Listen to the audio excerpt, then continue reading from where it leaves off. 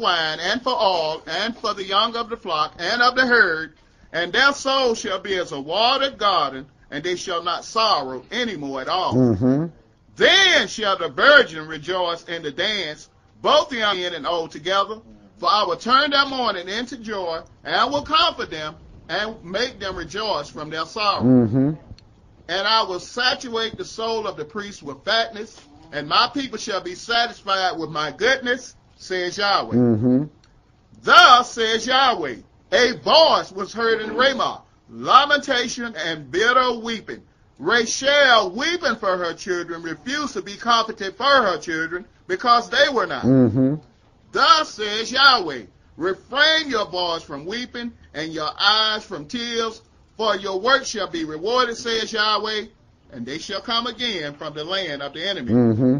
And there is hope in your end, says Yahweh, that your children shall come again to their own border. I have surely heard Ephraim bemoaning himself thus, thou hast chastised me, and I was chastised as a bullock unaccustomed to the yoke. Turn thou me, and I shall be turned. Verse 29. In those days they shall say no more, the fathers have eaten a sour grape, and the children's teeth are set on edge. But everyone shall die for his own iniquity. Every man that eateth the sour grape, his teeth shall be set on edge. Behold, the days come, says Yahweh, that I will make a new covenant with the house of Israel and with the house of Yehudah, not according to the covenant that I made with their fathers in the day that I took them by the hand to bring them out of the land of Egypt, which my covenant they broke, although I was a husband unto them, says Yahweh. But this shall be the covenant that I will make with the house of Israel. After those days, says Yahweh, I will put my law in their inward parts, and write it in their hearts, and will be their Elohim, and they shall be my people. And they shall teach no more every man his neighbor, and every man his brother, saying, Know Yahweh. For they shall all know me, from the least of them unto the greatest of them, says Yahweh. For I will forgive their iniquity, and I will remember their sin no more. Now this is something Yahweh said, for I will forgive all the things that Israel had done. He said, for I will forgive their iniquity, and I will remember their sins no more. And we are people that we might think we see iniquity, but then we are not quick to forgive people when we think that they have committed iniquity. We have a tendency to look down on people saying that person there is a sinner, when we're a sinner also. Yeah, but go ahead and read, brother. Back in 34 too, we got the word teach. Mm-hmm.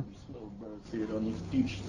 You see, we got a bunch of other in Psalms, hymns, and praise. Mm-hmm. So that's going to be going on as long as Of course. time to point. Of course. Of course, brother. You always had instructors. You always had instructors, brother. You're going to always have them. Even from the garden, Adam was the instructor, but he failed. Down through kings, we had instructors, but all of them failed simply because they succumbed to what the people of the land was all about, most of them, instead of what Yahweh was all about. And once we get to succumbing to what man has to say, and man's interpretation of things, and you already got teachers, then what happened is you start heaping teachers to yourself with itching ears, and then you get caught between two opinions. And once you get caught between two opinions, it causes problems. It causes problems. It's going to cause somebody to fall, and then you're going to end up with somebody's blood on your hands.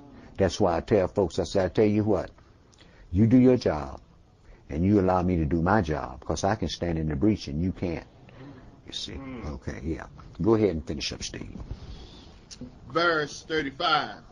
Thus says the Most High Elohim, which giveth the sun for a light by day, and the ordinances of the moon and of the stars for a light by night, which divideth the sea when the waves thereof roar. Yahweh of hosts is his name. If those ordinances depart from before me, says Yahweh, then the seed of Israel also shall cease from being a nation before me forever. Thus says Yahweh, if heaven above can be measured, and the foundations of the earth searched out beneath, I will also cast off all the seed of Israel for all that they have done, says Yahweh. Okay, my brother. So we see, even though Yahweh had put his people into captivity, he told them that there is hope in your end. So what you do is you do what I tell you to do, and I'm going to bring you back to this land here simply because the holy seed had to be produced and the new, so that the new covenant could be sealed in his blood. Now let's go to Daniel chapter 1, and we're going to spend most of our time today in the book of Daniel. Daniel chapter 1, and we're going to pick this up at verse 1 through chapter 2 and verse 49. Daniel chapter 1 and verse 1 through chapter 2 and verse 49. Now, Daniel was in the captivity, and let's see what Daniel had to say that took place in this captivity.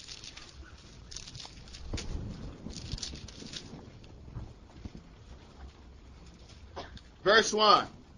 In the 3rd year of the reign of Jehoiakim, king of Yehudah, came Nebuchadnezzar, king of Babylon, unto Jerusalem, and besieged it. And the Adonai gave Jehoiakim, king of Yehudah, into his hand, with part of the vessels of the house of Elohim, which he carried into the land of Shinar, to the house of his Elohim. And he brought the vessels into the treasure house of his Elohim. And the king spoke unto Ashpenaz, the master of his eunuchs, that he should bring certain of the children of Israel, and of the king's seed, and of the princes. Now you see who he told him? Bring certain children of Israel, and of the king's seed, and of the princes, right? Not all the children of Israel, but certain children of Israel, the ones that he could use in his kingdom. But go ahead and read, brother. Verse 4. Children in whom was no blemish, but well favored and skillful in all wisdom, cunning and knowledge, and understanding science, and such as had ability in them to stand in the king's palace, and whom they might teach the learning and the tongue of the Chaldeans. And the king appointed them a daily provision of the king's meat, and of the wine which he drank, so nourishing them 3 years, that at the end thereof they might stand before the king. Now among these were of the children of Yehudah, Daniel, Hananiah, Mishael, and Azariel, unto whom the prince of the eunuchs gave names, for he gave unto Daniel the name of Belteshazzar, and to Hananiah of Shadrach, and to Mishael of Meshach, and to Azariel of Abednego. Right. We used to have a Negro spiritual we sang about Shadrach, Meshach, Abednego. Right? Go ahead, brother. Verse 8.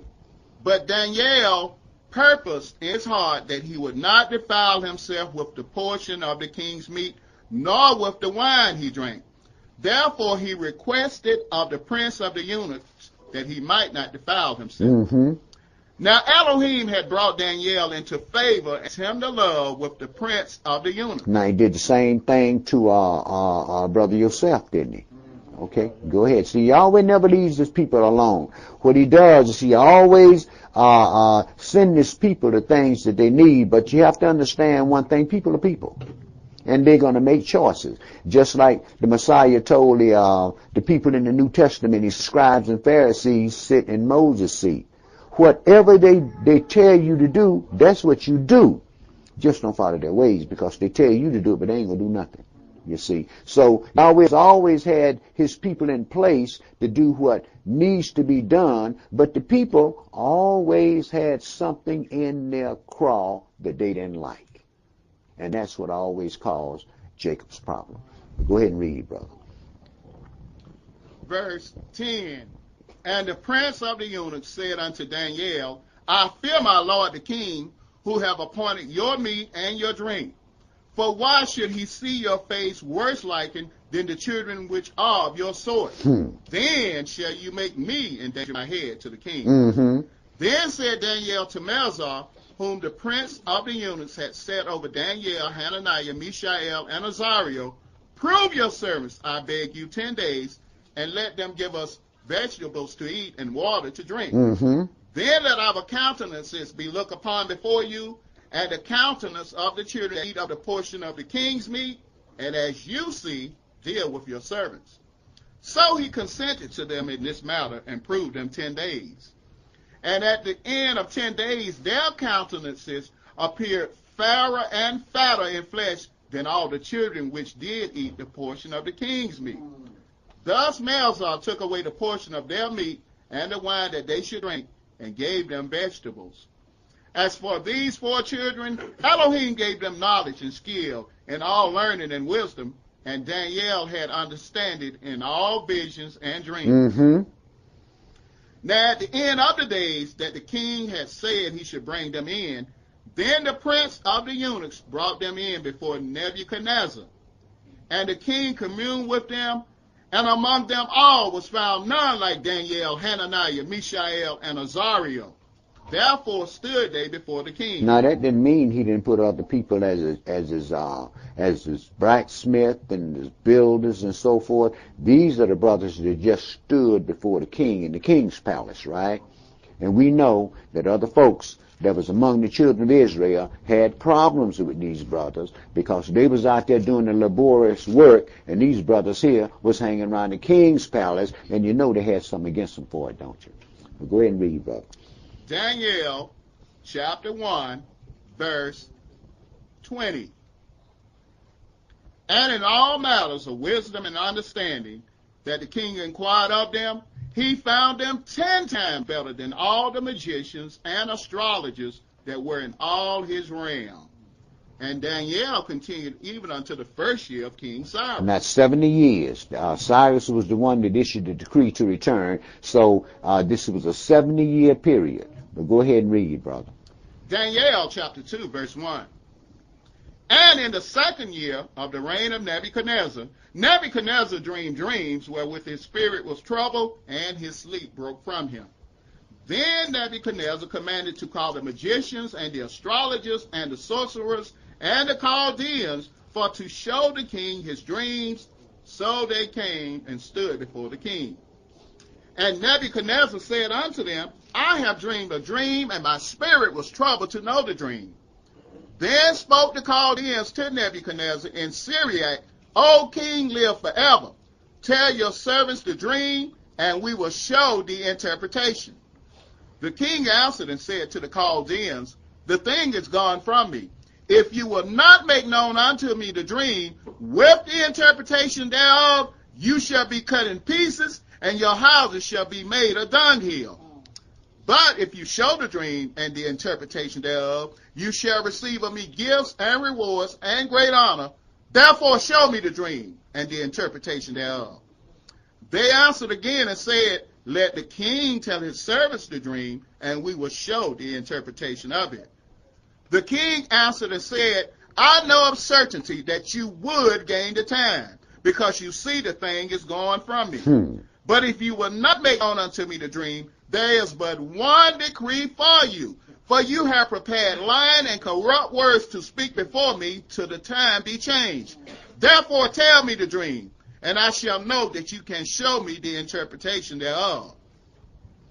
The Chaldeans answered before the king and said, there is not a man upon the earth that can show the king's matter.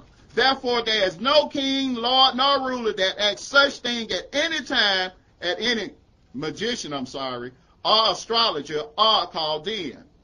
And it is a rare thing that the king requires, and there is none other that can show it before the king, except the gods whose dwelling is not with flesh. For this cause the king was angry and very furious, and commanded to destroy all the wise men of Babylon.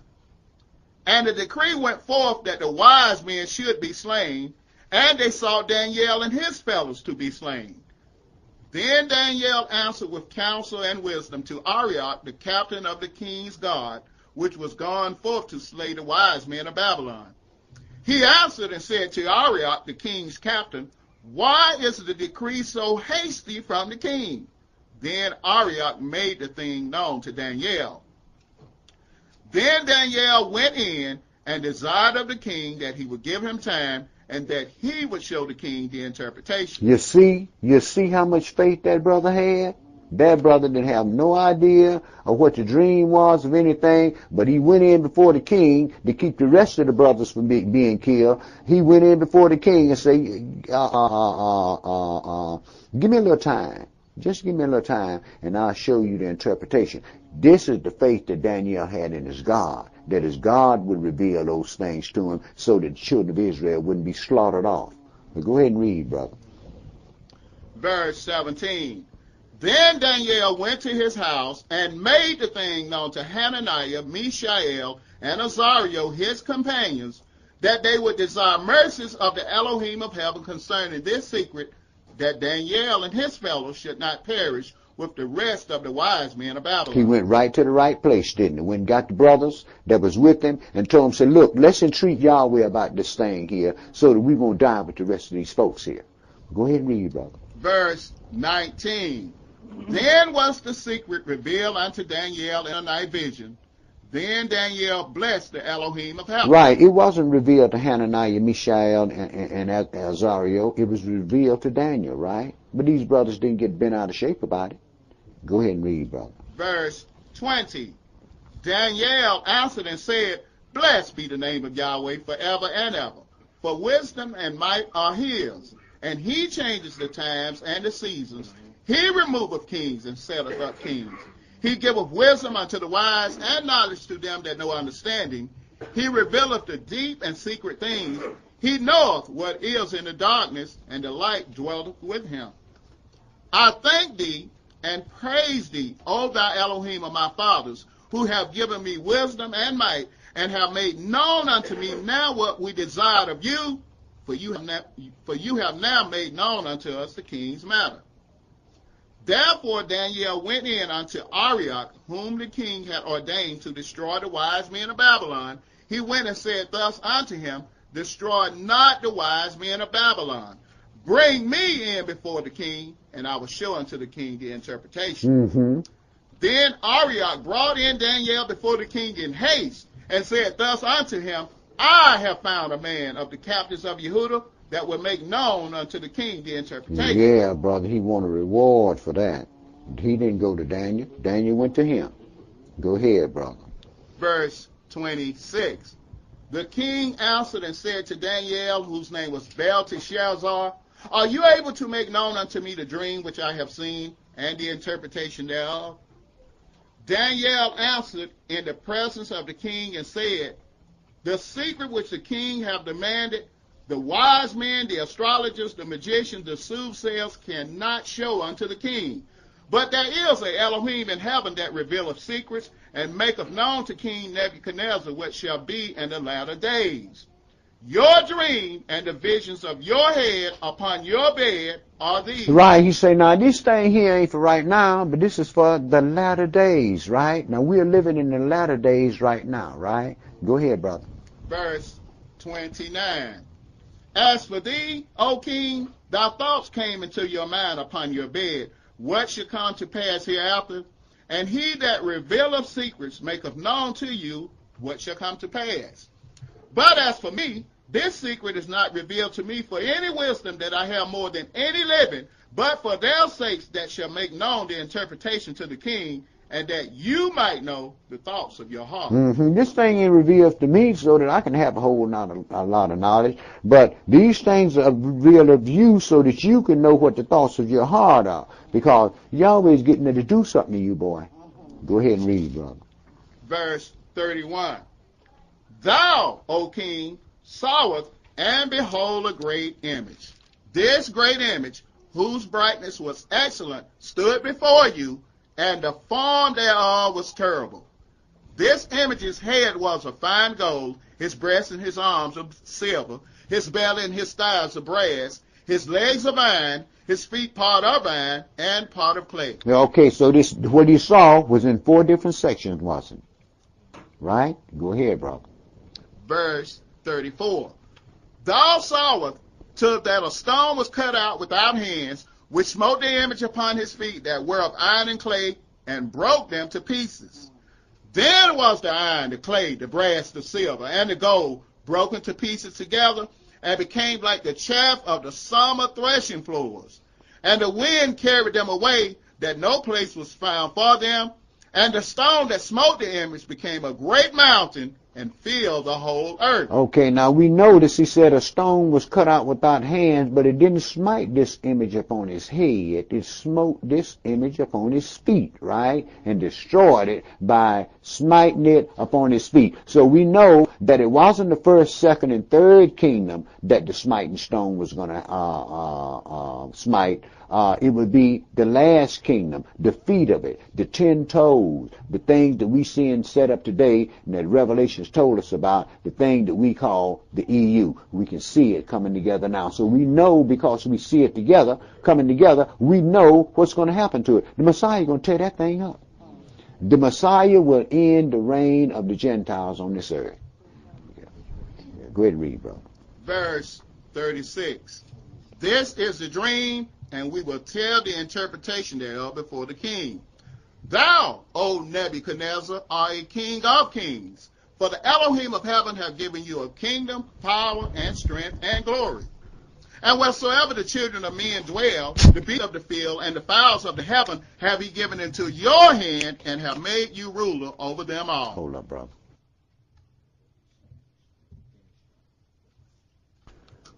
Yeah, okay. Okay. Verse 37. Thou, O Nebuchadnezzar, art a king of kings, for the Elohim of heaven have given you a kingdom, power, and strength, and glory. And wheresoever the children of men dwell, the beasts of the field and the fowls of the heaven have he given into your hand, and have made you ruler over them all.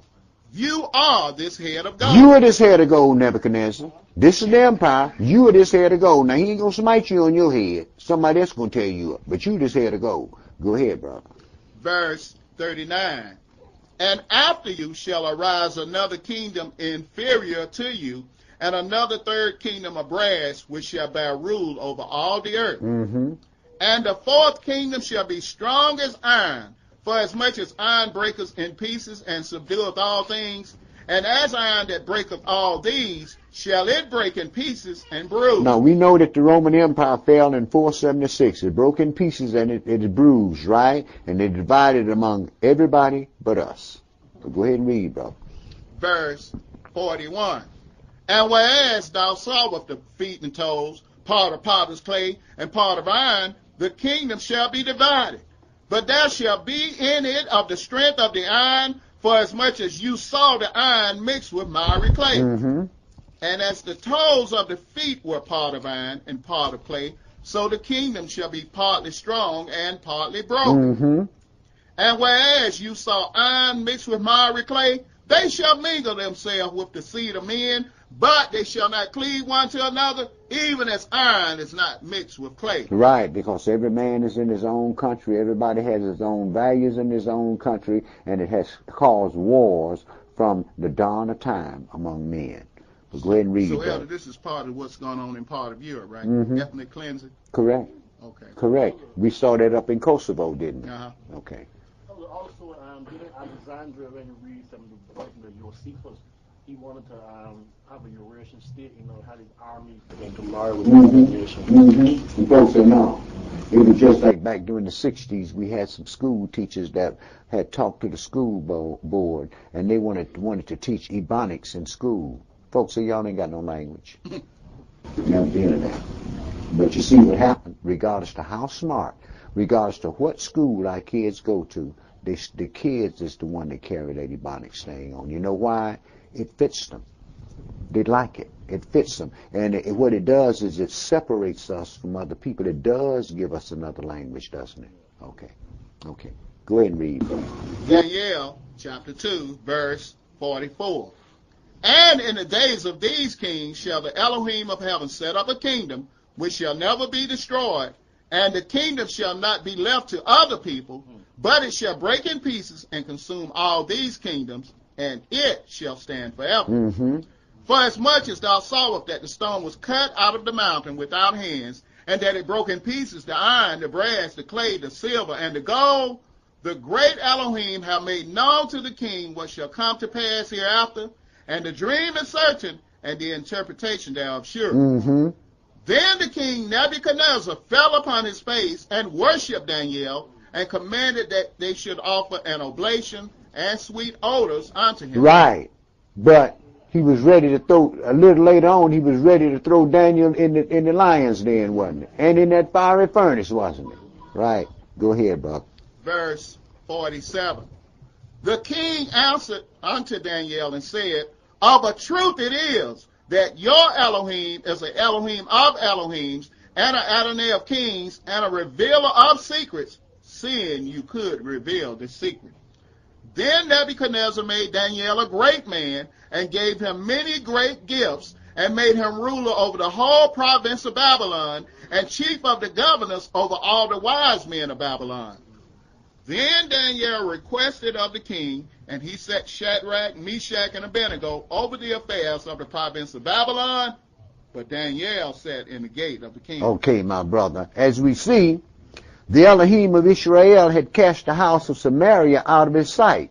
Yet, to continue to keep the covenant to our fathers pertaining to the holy seed and his purpose and far-reaching exploits, the Elohim visited the house of Yehuda, his pleasant plant, of the king's seed, and of the princes of Benjamin and Levi, and to the remainder of these tribes, Elohim added Yirmiyahu, Ezekiel, Ezra, Zerubbabel, and Yeshua, the high priest of the restoration.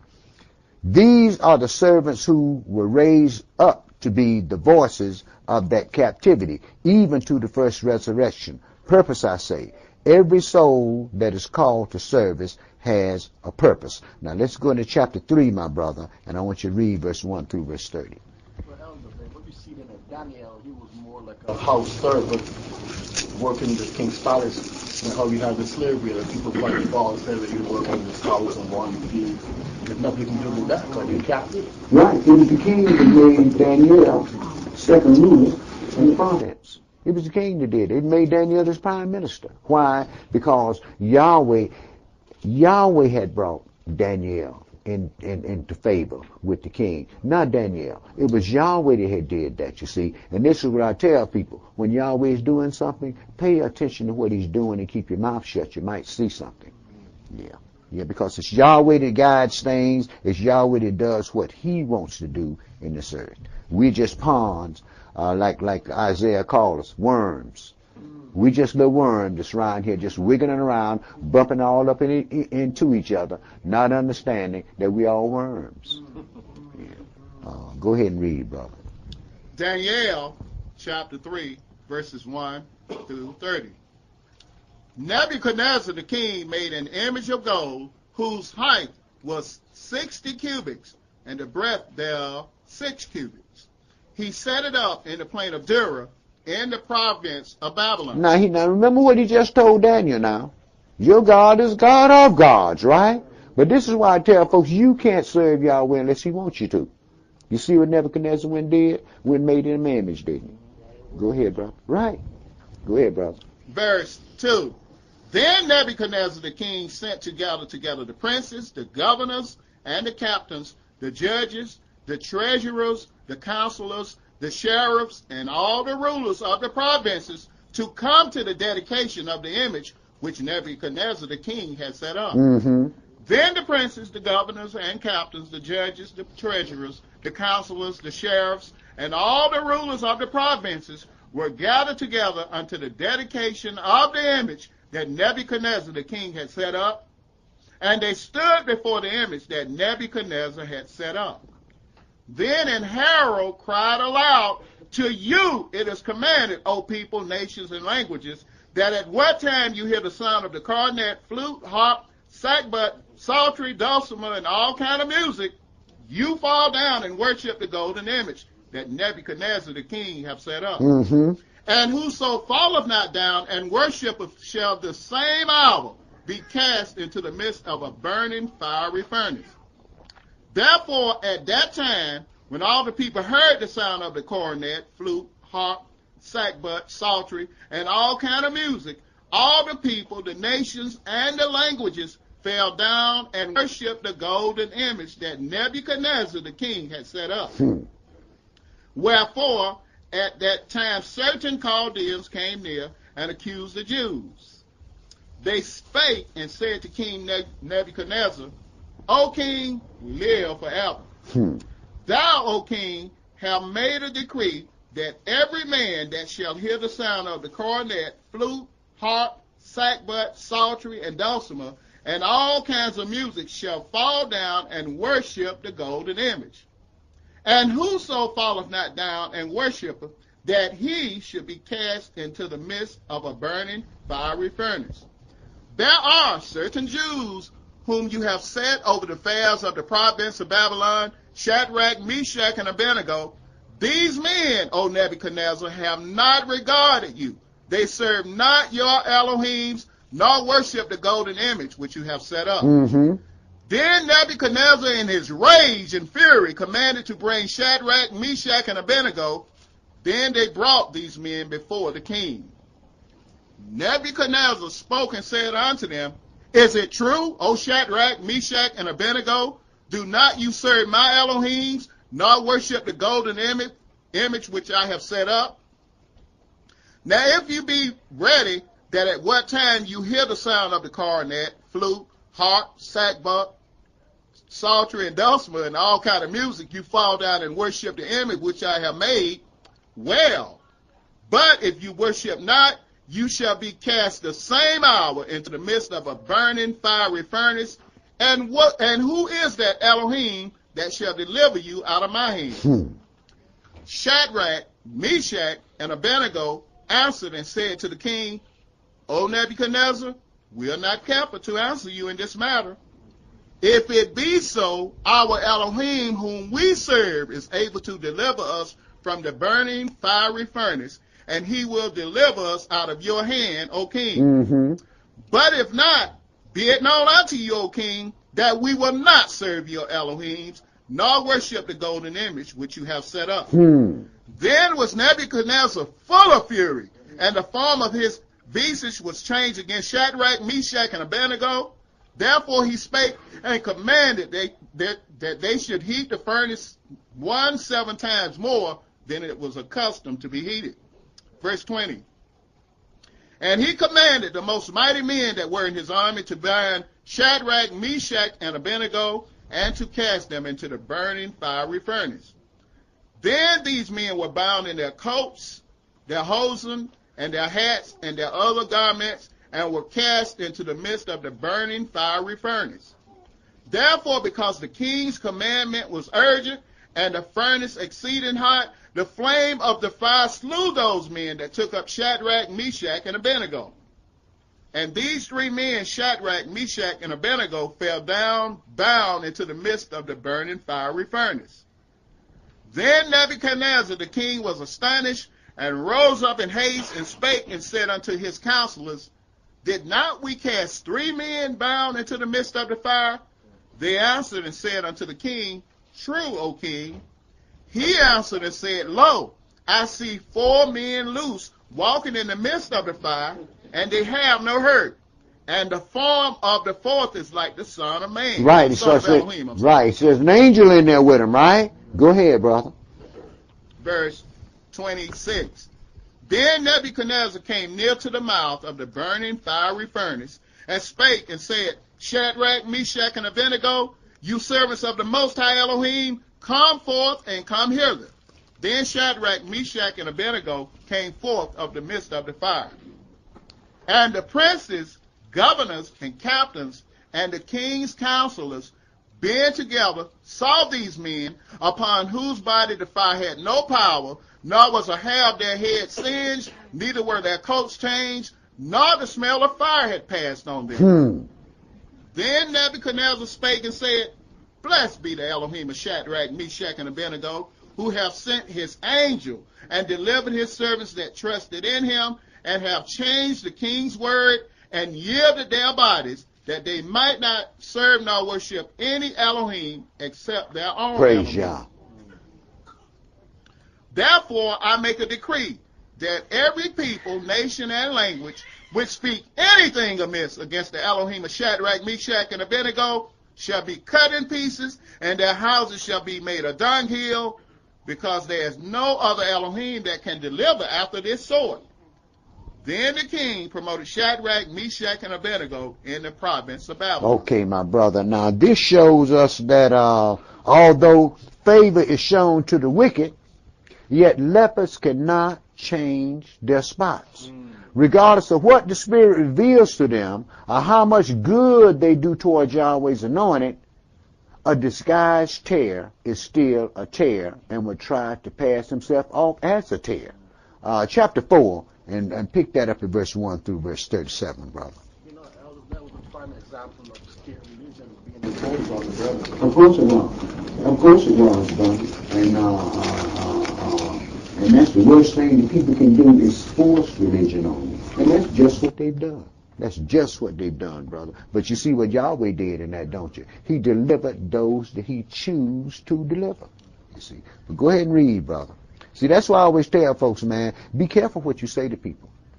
Because you don't know where they stand with their God. You may think you know, but you don't know where they stand with their God. So be careful what you say to people.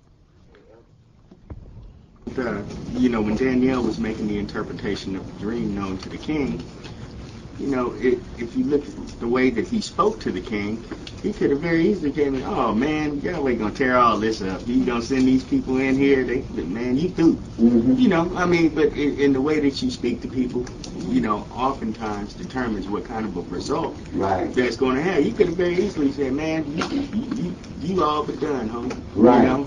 Right. See, when Yahweh give you a message, brother, what you have to do is you can't paraphrase that message. See, you got to give it just like it was delivered to you. If you paraphrase it, people might get it, but you didn't do what you told, so you're still in trouble with your God, right? Okay, it's catch-22, ain't it?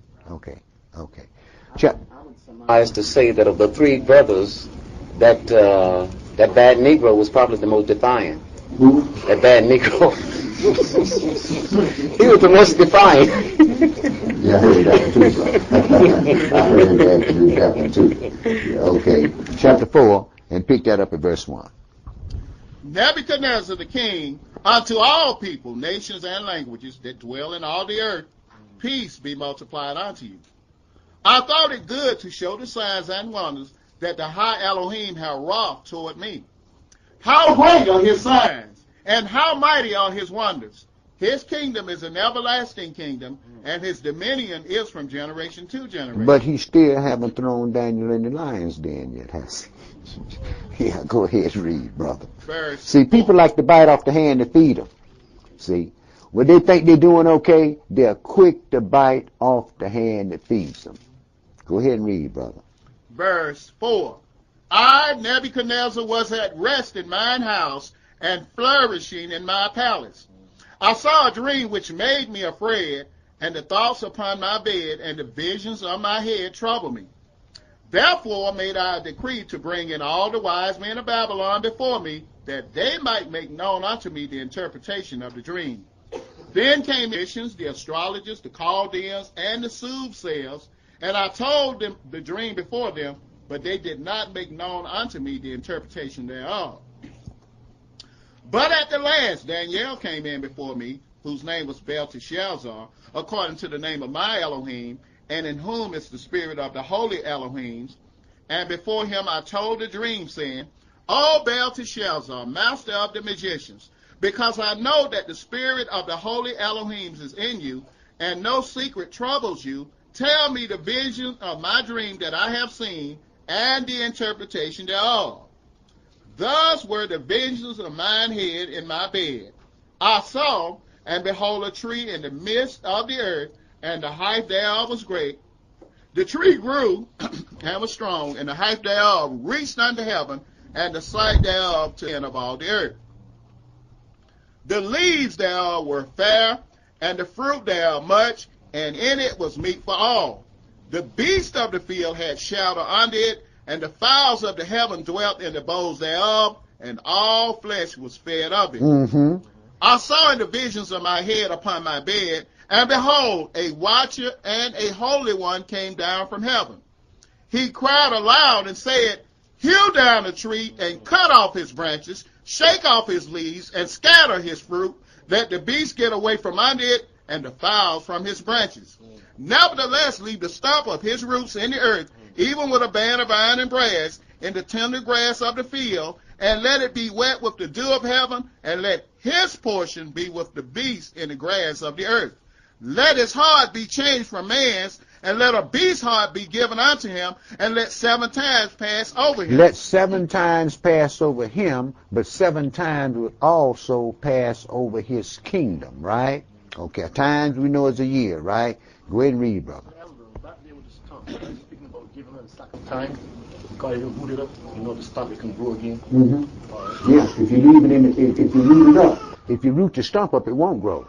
But if you leave it in the earth and you keep it watered and fertilize and nurture it, it will grow again. It'll start to sprout different. It may not grow back to what it was before, but it'll sprout out different leaves on it.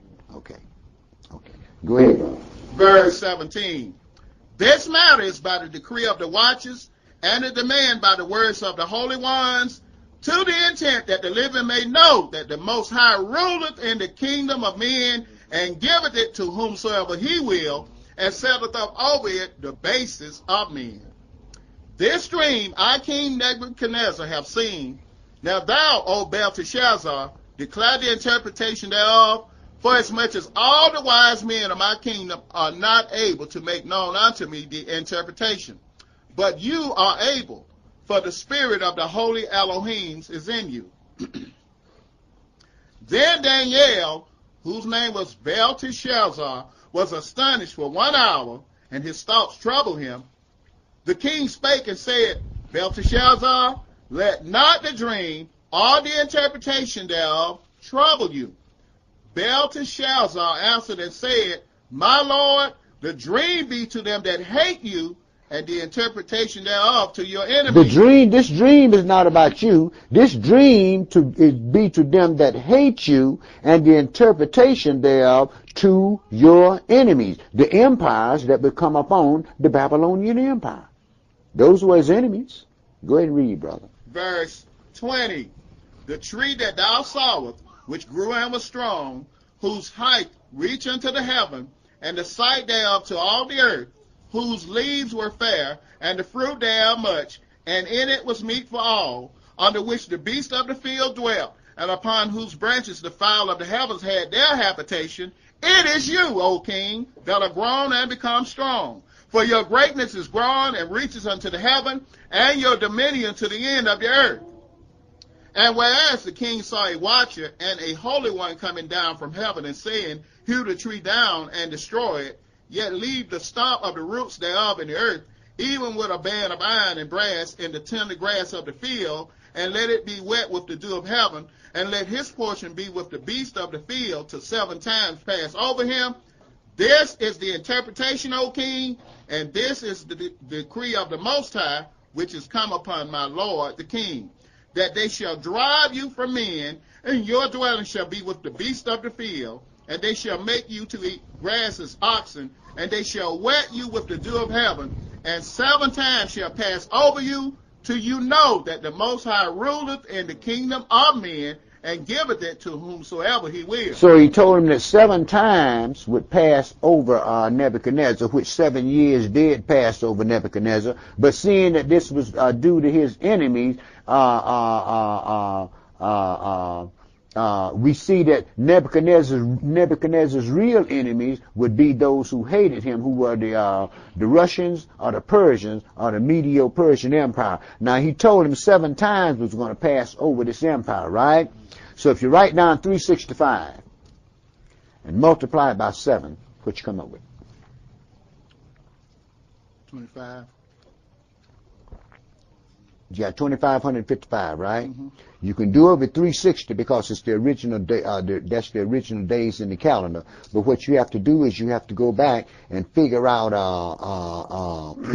when they changed the calendar to 365 days. Then you have to add up all of those years, and the best way would be to do it would just put on the 2520, right? Now we know that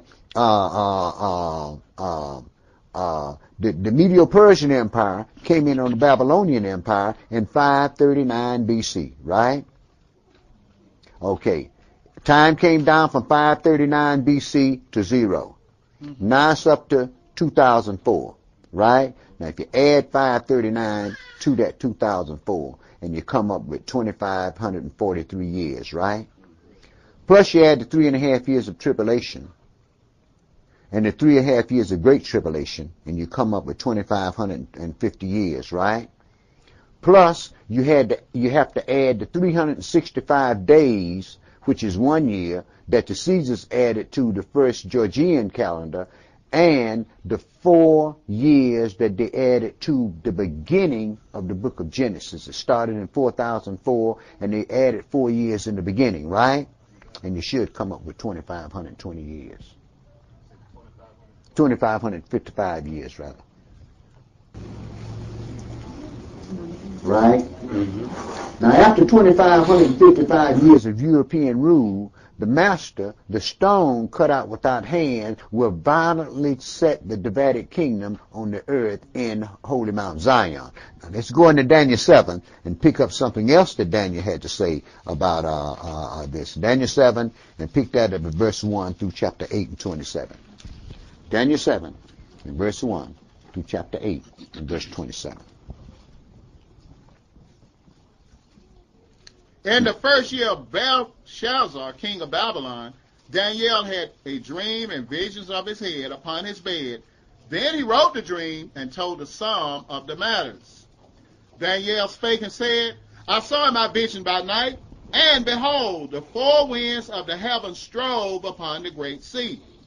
And 4 great beasts came up from the sea, divers one from another. Now, as he explained this, it's right there on that chart right there. All you have to do is follow that chart. Okay. Go ahead and read, brother. Verse 4. The first was like a lion and had eagle's wings. I beheld till the wings thereof were plucked, and it was lifted up from the earth and made stand upon the feet as a man, and a man's heart was given to him. Now, we know that this is Nebuchadnezzar because he was driven out for the 7 years, and after the 7 years, he was given the heart of a beast. And after 7 years, he was given the heart of a man and brought back in his kingdom and given more majesty and honor than he had before, right? Okay, go ahead. So we know that that's talking about the first empire that came on the earth in 606 BC, the Babylonian Empire. But it had one ruler. Right? So it only had one head. Go ahead and read, brother. Verse 5. And behold, another beast, a second like to a bear, and it raised up itself on one side, and it had 3 ribs in the mouth of it, between the teeth of it. And they said thus unto it, Arise, devour much flesh. So now we see the Medo-Persian Empire come in on the Babylonian Empire, right? But they actually ended up with one head over that empire, right? Okay, go ahead, brother. Daniel chapter 7, verse 6. After this I beheld, and lo, another, like a leopard, which had upon the back of it 4 wings of a fowl. The beast had also 4 heads, and dominion was given to it. So Alexander the Great came in, and after he died, his kingdom was divided up among his 4 generals. This is why this kingdom had 4 heads. So far, you had 1 head in the 4th beast, 4th verse, 1 head, another head in the 2nd verse, and here, in the 5th verse, and then in the 6th verse, we had 4 heads. They gave us 6 heads, right? Go ahead, brother. Daniel chapter 7, verse 7. After this I saw in the night visions, and behold, a 4th beast, dreadful and terrible, and strong exceedingly, and it had great iron teeth. It devoured, broke in pieces, and stamped the residue with the feet of it, and it was diverse from all the beasts that were before it, and it had 10 horns. It had 10 horns. It had 10 horns, but it only had 1 head. The Caesars were the head. So we know that this, what it's talking about now, is the Holy Roman Empire that would come up on earth. So far, you got 7 heads, right? And 10 horns, right? When you get in Revelations 12 and read about the things that covered Satan, it was 7 heads and 10 horns and 10 crowns. Okay. So we know that these empires were the empires that was brought upon the earth by the adversary, the devil, for one purpose and one purpose alone, to chasten Israel, God's chosen people. Go ahead and read, brother. The 7 hills that the Lord set upon, right? That has to do, right now, is dealing with political Babylon. It hasn't dealt with ecclesiastical Babylon. When we get in Revelation, that deal, the 7 heads that deal with ecclesiastical Babylon. It gives us a geographical location, and we know that once we got kicked out of the land, we know what happened before Rome fell. Then neither one of the 7 churches that Paul set up exist. They had all succumbed to the Holy Roman Empire, right? Okay. Go ahead, Steve. Verse 8. I considered the horns, and behold, there came up among them another little horn, before whom there was 3 of the first horns plucked up by the roots. And behold, in this horn were eyes like the eyes of man, and a mouth speaking great things. Now we see this other little horn, this other ecclesiastical horn that comes up. And when you read history, you find out that once Rome fell, Justinian, allied with Pope St. Leo, and the Hurons, the Vandals, that's on that chart there. The Hurons, the Vandals, and the Ostrogoths began to sack the Holy Roman Empire, and horn number 4, Justinian, allied with Pope St. Leo, and they plucked those 3 horns up by the roots. Okay. Go ahead, brother. Verse 9. I beheld till the thrones were cast down, and the Ancient of Days did sit, whose garment was white as snow, and the hair of his head like the pure wool. His throne was like the fiery flame, and his wheels as burning fire. Mm-hmm. A fiery stream issued and came forth from before him. Thousands ministered unto him, and 10,000 times 10,000 stood before him. The judgment was set, and the books were opened. Mm-hmm. I beheld then because of the voice of the great words which the horn spake. I beheld even till the beast was slain and his body destroyed and given to the burning flame. As concerning the rest of the beasts, they had their dominion taken away, yet their lives were prolonged for a season and time. Mm-hmm. I saw in the night visions, and behold, one like the Son of Man came with the clouds of heaven, and came to the Ancient of Days, and they brought him near before him. And there was given him dominion and glory and a kingdom, that all people, nations, and languages should serve him. His dominion is an everlasting dominion which shall not pass away, and his kingdom that which shall not be destroyed. So Yahweh showed Daniel not only the 4 kingdoms that was going to be set up on the earth, but he also showed him the last kingdom that the Most High is going to set on the earth to govern the earth with the son that was promised David. But go ahead. If that is so, and we have seen that the previous prophecy has been fulfilled, only a fool would not come to the conclusion that the prophecy is going to be fulfilled in the future. Brother, let me tell you something. How can they learn except they have a teacher? Okay, that's why people don't see it. They do not have a teacher to see it. And then, too, you have to look at that another way. You can sit up and reveal these secrets to people, brother, and you know what happened? You become the enemy because you know more than they do. See, the Messiah said, watch. And you try to teach people how to prepare their souls and how to watch, but because you are a sinful man just like everybody else, folks find fault with you just like they find fault with the Messiah, and they find fault with Yahweh's ordination of things. See, that's why you have a whole lot of junk going in the church about different things, brother, because folks do not fear the true and living God, and folks have no respect for those that he sends. They don't know what Yahweh has done for them. See, people don't care. Jake don't care. Jake won't hear any way he can get it, and he want to do anything he want to do with it. And sometimes, brother, when you get something, it's best that you don't use it all on yourself. It's best that you turn around and say, well, that brother over there needs this, that sister over there needs that family over there needs this, and you end up with nothing. But they got what they needed, didn't you? Well, then you got what you need then. If you gave it all away, it's because you didn't need it, wasn't it? And you think Yahweh isn't going to turn you a blessing for that? But see, people won't see that. You know what they say? Your best friend said, man, that nigga was a fool, man. Don't they? Right. You know why? You open your hand wide to your brother. And you're going to find out, brother, in a lot of cases, when you open your hand wide to your brother, he's going to bite it. You're going to help him up, help him stand up on his own 2 feet. And when you look around, he's around someplace stabbing you in the back. Right. But see, they think they're doing you some harm.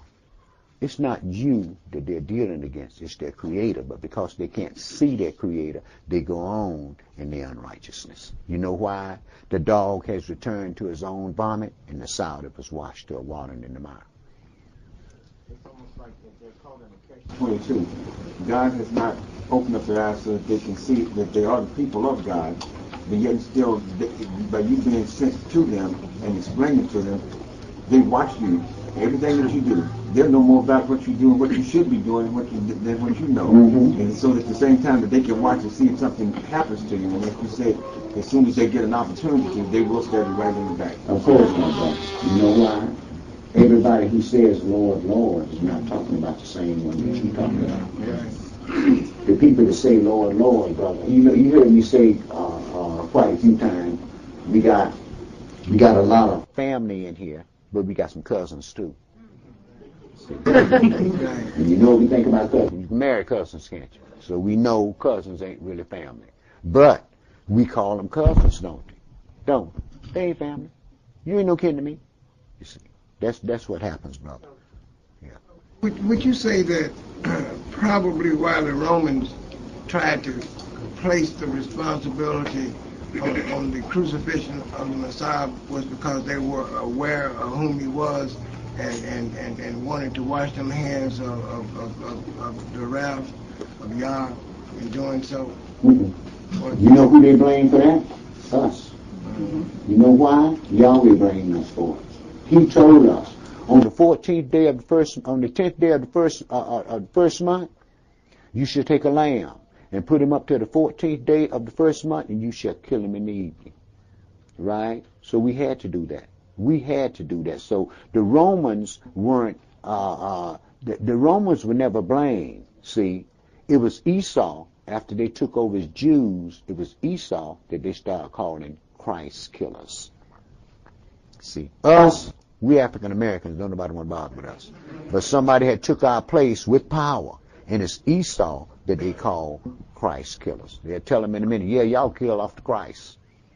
You see, what they were supposed to do, they had to follow the law. It wasn't anything that they were doing. What was happening was that Yahweh was doing his will upon the earth, and man just didn't see that it was Yahweh instead of himself. See, when we get off, we ourselves, a lot of times we get off into a lot of things and we follow our own pernicious ways, our own stupid mind. This ain't my thing. What happened to my charger that was up here? Well, I'm damn. Somebody took the end off the charger. Niggas.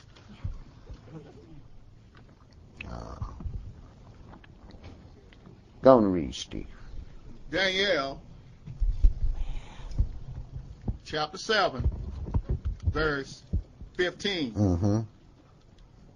I, Daniel, was grieved in my spirit in the midst of my body, and the visions of my head troubled me. I came near unto one of them that stood by, and asked him the truth of all this. So he told me, and made me know the interpretation of the thing. Mm-hmm. These great beasts, which are four, are four kings, which shall arise out of the earth. Mm-hmm. But the saints of the Most High shall take the kingdom, and possess the kingdom forever, even forever and ever. Right. It didn't say nobody going to be switched off to heaven. It said the saints of the Most High is going to take this kingdom. So that means that the saints of the Most High is going to have to go to war against the rulers of this earth then, doesn't it? This is why we need Yahweh's protection, man. We ain't got no army. We don't know how to fight. They bring us a bomb in here and say, assemble this here, we blow up the whole church. And we know it, you see. So we need Yahweh's protection because we are not warriors. We are really a peaceful people when you get right down to it. As a matter of fact, we're the only people on the face of the earth that's been at peace with all the nations of the earth for the past 2,000 years. Yeah, but go ahead and read, Steve. Verse 19. Then I will know the truth of the fourth beast, which was diverse from all the others, exceeding dreadful, whose teeth were of iron, and his nails of brass, which devoured, broke in pieces, and stamped the residue with his feet, and of the 10 horns that were in his head, and of the other which came up, and before whom 3 fell, even of that horn that had eyes and a mouth that spake very great things, whose look was more stout than his fellows. Now this guy here, now he told me he's on a religious kick. Now his religion, his look is more stouter than the other fellows, because he's the one that's propping up the other fellows. Go ahead and read, brother. Daniel chapter 7, verse 21. I beheld, and the same horn made war with the saints, and prevailed against them, until the Ancient of Days came, and judgment was given to the saints of the Most High, and the time came that the saints possessed the kingdom. Amen. Thus he said, the 4th beast shall be the 4th kingdom upon earth, which shall be diverse from all kingdoms, and shall devour the whole earth, and shall tread it down and break it in pieces. Mm-hmm. And the 10 horns out of this kingdom are 10 kings that shall arise. And another shall rise after them, and he shall be diverged from the first, and he shall subdue 3 kings. Mm-hmm. And he shall speak great words against the Most High, and shall wear out the saints of the Most High, and think to change times and laws. And they shall be given into his hand unto 3½ years. Verse 25, and he shall speak great words against the Most High, right? Talking that pagan religion they dealing with. We know what happened. Even before the apostles, while the apostles were still living, they had started calling them Christians, didn't they? Folks had started doing what, if you get back and read about the problem that the things that the Messiah had against some of those Gentile churches, man, they had what had become idea in one church had become a doctrine in the other one. You see, so they were against what was being taught at that time. Satan didn't stop working just because the Messiah died. He got in high gear. Because now he had to use this book to bring his thing upon the earth. He couldn't use nothing else. I mean, you will always have a bunch of people that's going to be pagan, but when you got people that read this book here, the biggest problem you find with folks is this. There's no respect of persons with God, and that you don't have to do nothing he say. See, and it says, he shall wear out the saints of the Most High. It was the Gentiles that put us in, the Christians brought us over in this captivity, and think to change times and laws. They changed the beginning of the year. They changed the Sabbath day from Saturday to Sunday, and gave us all this garbage that we have, right? And they shall be given into his hand for 3½ years during the great tribulation period, right? Okay, go ahead, brother. You know, Elder, when people read the 4th kingdom, they don't feel understand these people are Europeans are cultural extensions from Rome, you know? Right. So that's why we know that we still live in the last league of Rome, isn't that right? Right. See, then you have to understand another thing too, brother. When you read those 4 kingdoms, a lot of people like to say that the Gentiles is all the nations. But when you read those 4 kingdoms, the last 3 kingdoms was run by Gentiles, right? That's why he said, prepare war among the Gentiles. They the one going to be in power. They're going to be ruling over all the other nations. Okay. Go ahead and finish up, Steve. Daniel chapter 7, verse 26. But the judgment shall sit, and they shall take away his dominion to consume and to destroy it unto the end. Mm-hmm. And the kingdom and dominion and the greatness of the kingdom under the whole heaven shall be given to the people of the saints of the Most High, whose kingdom is an everlasting kingdom, and all dominions shall serve and obey him. Now, these Christians tell you, especially the Jehovah's Witnesses, they're talking about, well, do you believe that this is a literal kingdom? I say, hell, the 4 empires that came over the earth, weren't they literal kingdoms? Aren't we living in a divided Roman Empire now? What you mean? So Yahweh going to come and set up something spooky. But he's going to tell you exactly what he's going to do. What else kind of kingdom you think he's going to set up? And then the Gentiles say, well, Yahweh didn't mean that.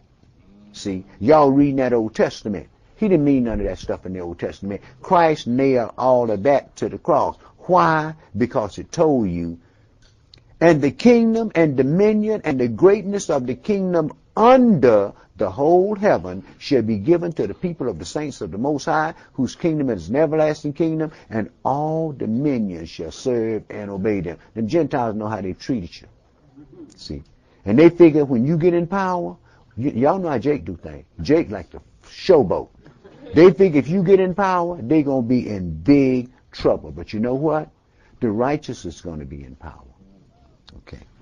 Also, when I read the book of Josephus, the essential writings, when Alexander came to Jerusalem, he saw the high priest kiss on his forehead, and he saw the same vision in the dream that he was going to rule the world. When you read the book of Daniel, the priest took him in the temple and showed the book of Daniel about him of the what they call the horn of him. I can't remember, but he knew that it was going to be him. So when he saw the priest, he didn't make war with him. Right. So they didn't know they needed this book. This book is still going on. Out of the kings that came up to rule there, who was it that didn't plunge the temple?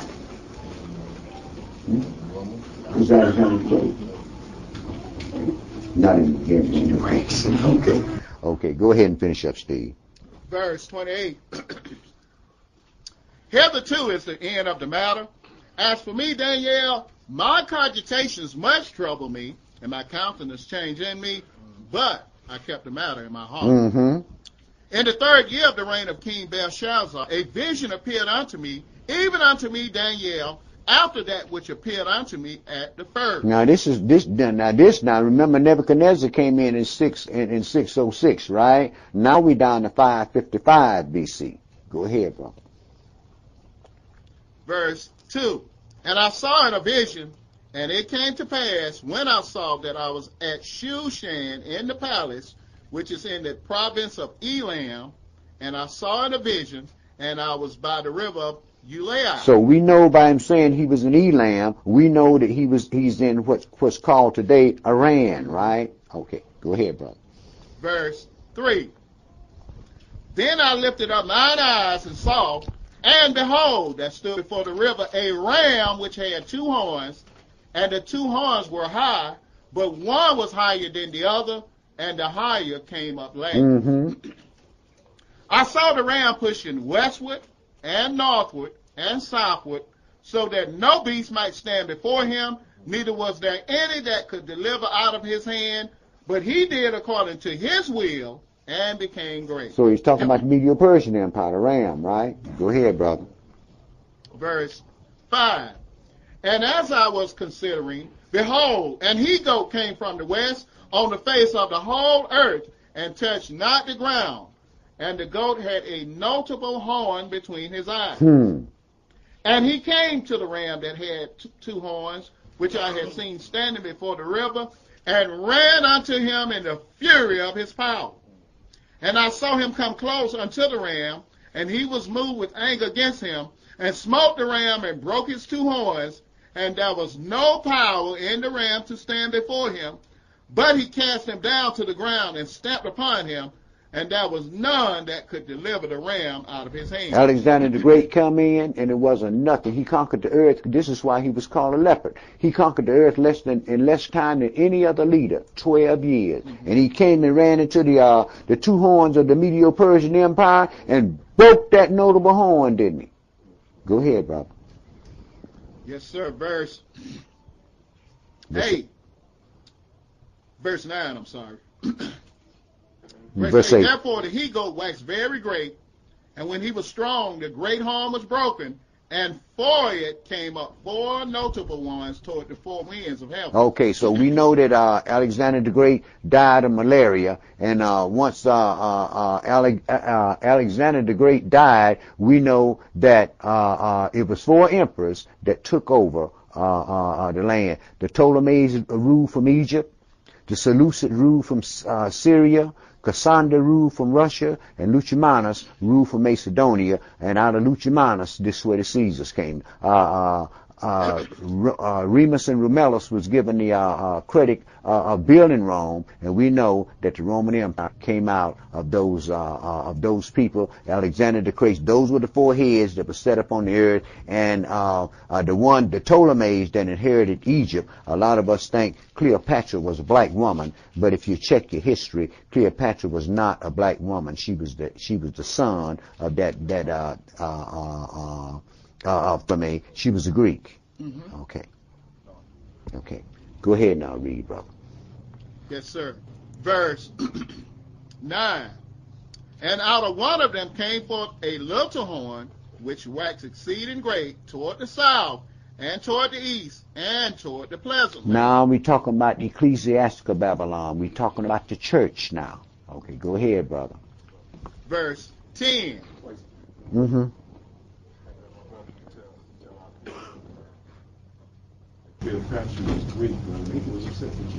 Oh, I know. I saw a sister on TV, brother, had came up there from that AU Center. She was a graduate from AU Center, and she had some kids out there talking about, they're descendants of Cleopatra and all them folks. And I'm looking at these black kids and knowing what color Cleopatra was, and the only thing I say now, see how stupid this is? You see how stupid this is? This is why our people are dumb. They don't teach them nothing in school. The people in school run over things, just like when they get Black History Month. Oh, man. They think our history started right here in this country, because that's what they're all about. And I've been to several schools, and some of my kids have asked the people to let me speak at school on Black History Month. Guess what? It ain't happened yet. You know why? Folks watch that TV, bro. Okay. Folks know I'm the enemy, and they know I will come into school and upset them kids in the classroom. They know Kids are probably enjoy it. Parents and the teachers probably. Oh, well, you know you're going to get some repercussion coming from the parents, because the kids going to talk to the parents about what was said, some of the things that they can remember that was said in church. And you know, them parents gonna go up to the school, or called up to the school, and raise all kind of hell. You know why? They like Santa Claus. Okay, yeah. Go on and read, brother. Yes, sir. Verse 10. And it waxed great even to the host of heaven, and it cast down some of the hosts and of the stars to the ground, and stamped upon them. Yea, he magnified himself even to the prince of the host, and by him the daily sacrifice was taken away, and the place of his sanctuary cast down. And a host was given him against the daily sacrifice by reason of transgression, and it cast down the truth to the ground, and it practiced and prospered. And it is prospering today. They're building these big monstrosities they call churches, brother.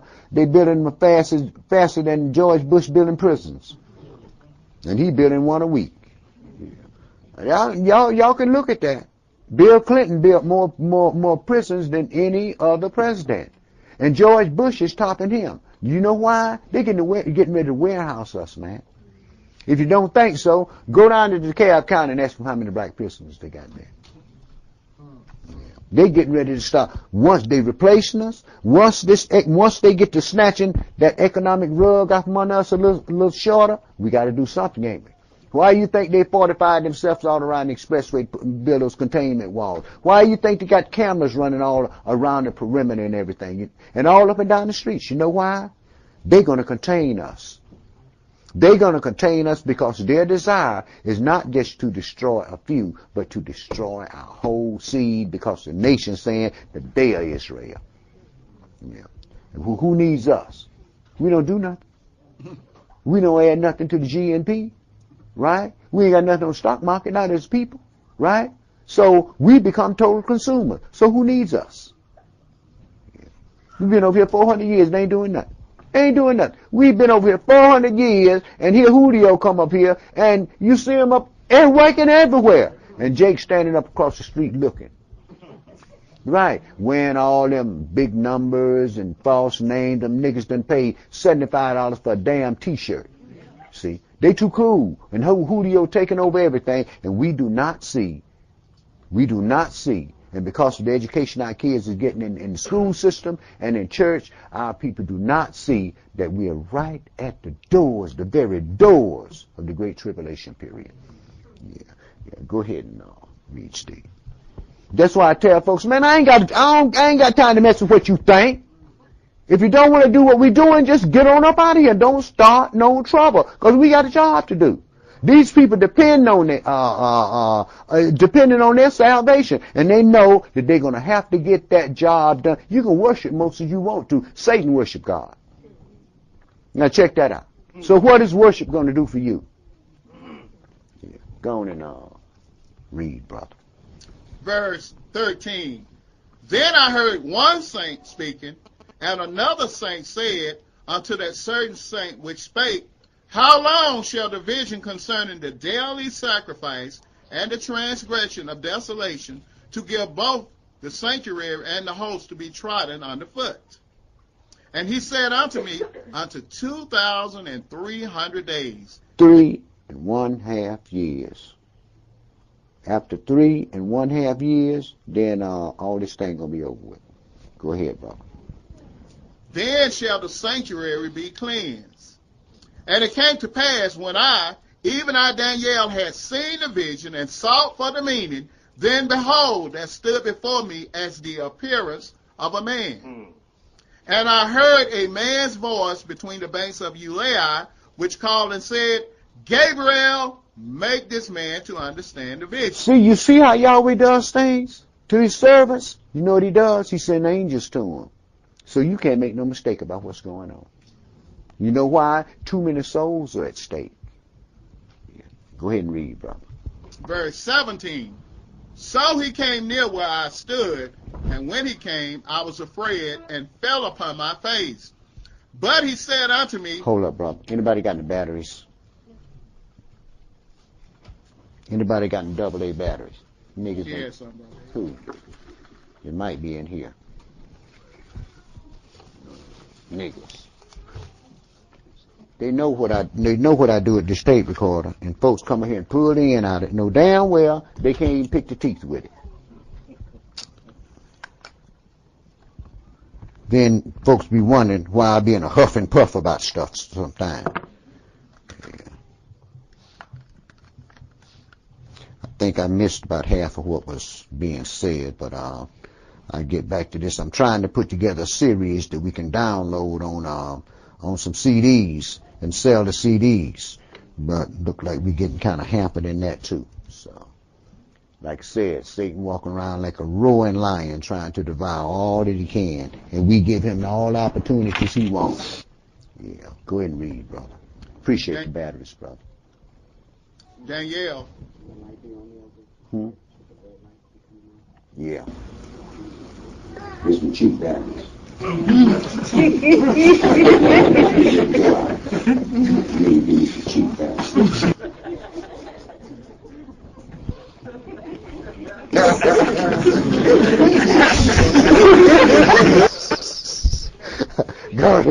Go to read, brother.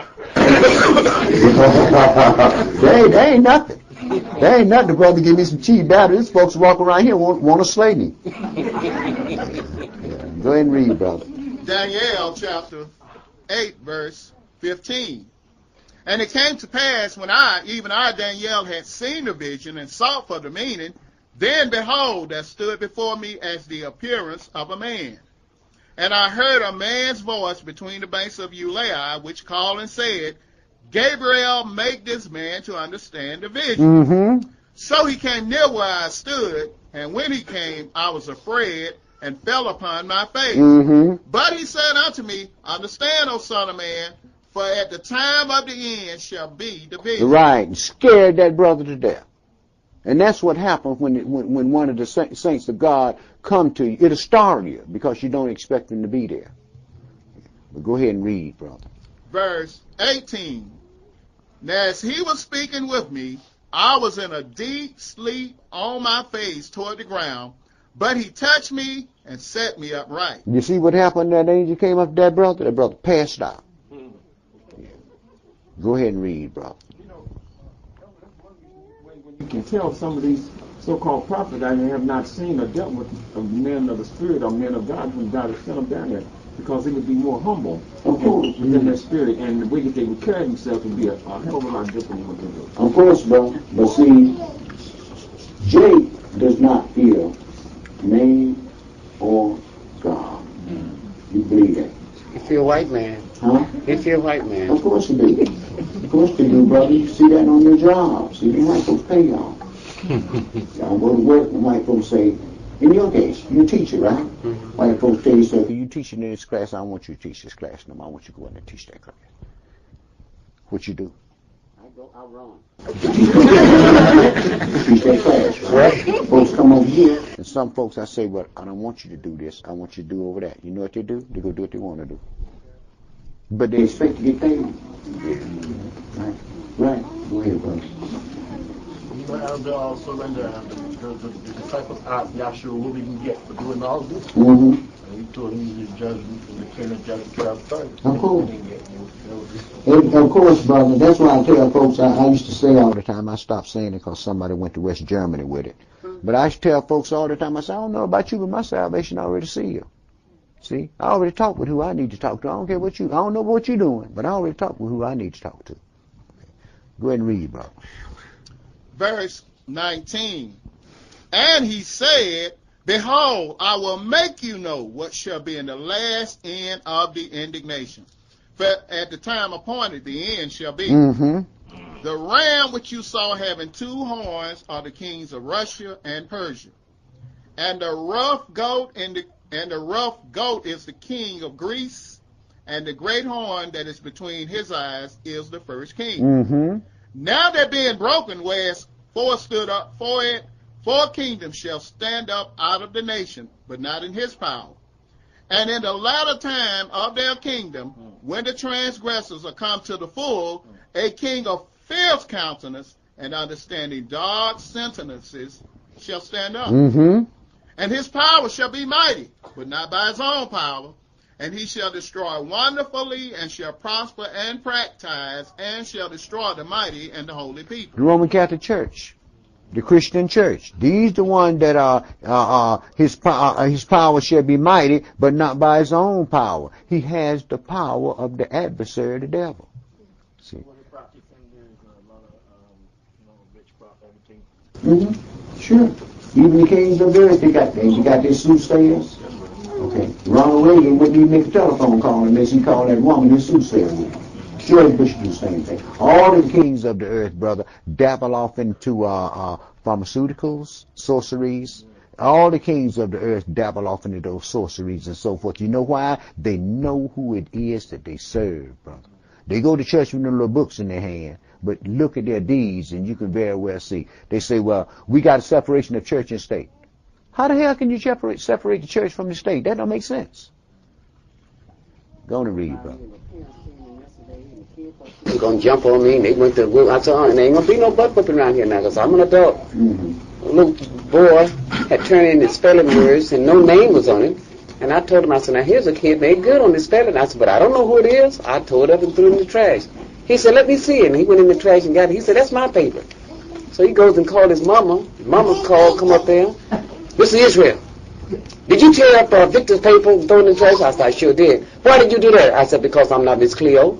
I can't read his name. If the name is not on there, I can't read it. Right. Ain't that something? They want to come up there and raise yes. You see, that's why we have problems in the school system with things, brother, simply because them parents will come up there and jump in them teachers' chest knowing that little niggas are wrong all the time. But they're going to defend them, ain't they? That's what he should have told you. Explain to him what took place. I said there was no name on it. I made the remark about whoever had this had made a good score. I said, but I don't know who to give it to. I tore it up and threw it in the trash. Mm-hmm. I said, that's what he should have told you. But he's going to get the grade once he made known to me it was his paper. Mm-hmm. But like I told her, I'm not Miss Cleo. Can't read folks' minds, brother. And people expect you to bend over backwards, especially a lot of time when it's dealing with their children, and they know all the time. Them children acting the same way at school that they act when you tell them to do something. Right. Okay. They'll never get done. Then they walk around talking about, I love you. No. You love you. Okay. You love you, and you're going to use me because you know I'm your parent. You're going to use me to get anything you want. Well, I'm through. Cut. I had another one who claimed that. And in Hebrew Israelite, we got to talking, but she been going to them Edomites church. I mean, she had studied under them for 8 years. And I promised her, I said, I'm going to do all I can to work with your daughter. But that daughter was determined that she was not going to let me work with her. And then last Wednesday, they took out of my class. She said, Mr. Israel, I know the problem. So you picking on my daughter. You singing her out.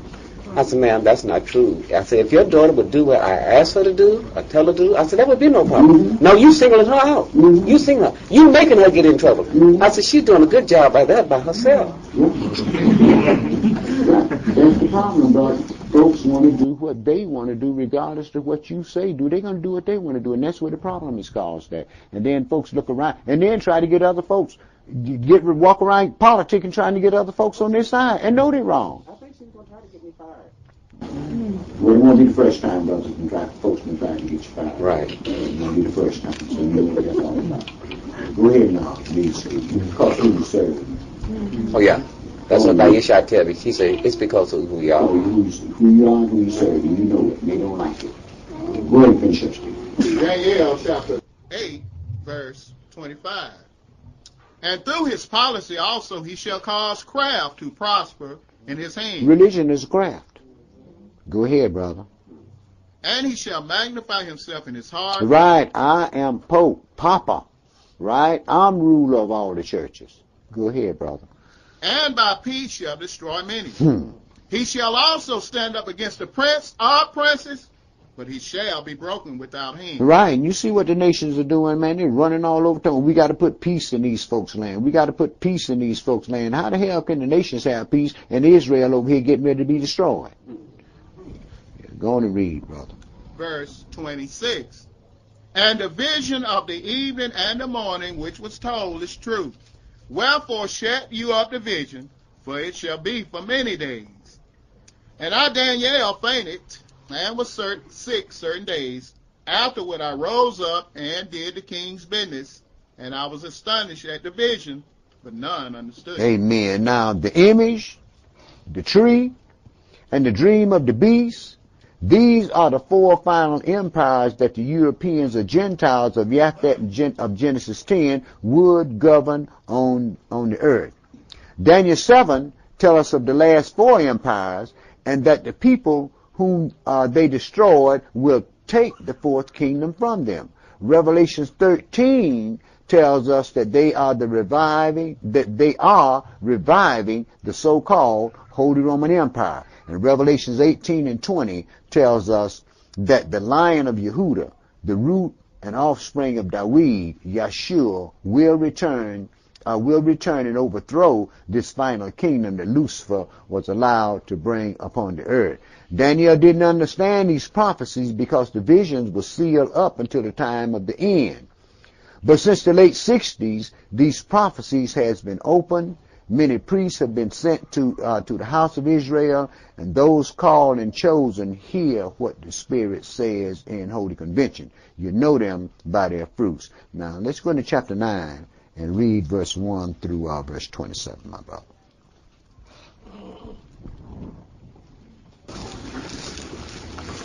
Verse 1. In the first year of Darius, the son of Ahasuerus, of the seed of the Russians, which was made king over the realm of the Chaldeans, in the first year of his reign, I, Daniel, understood by books the number of the years, whereof the word of Yahweh came to Jeremiah the prophet, that he would accomplish 70 years in the desolation of Jerusalem.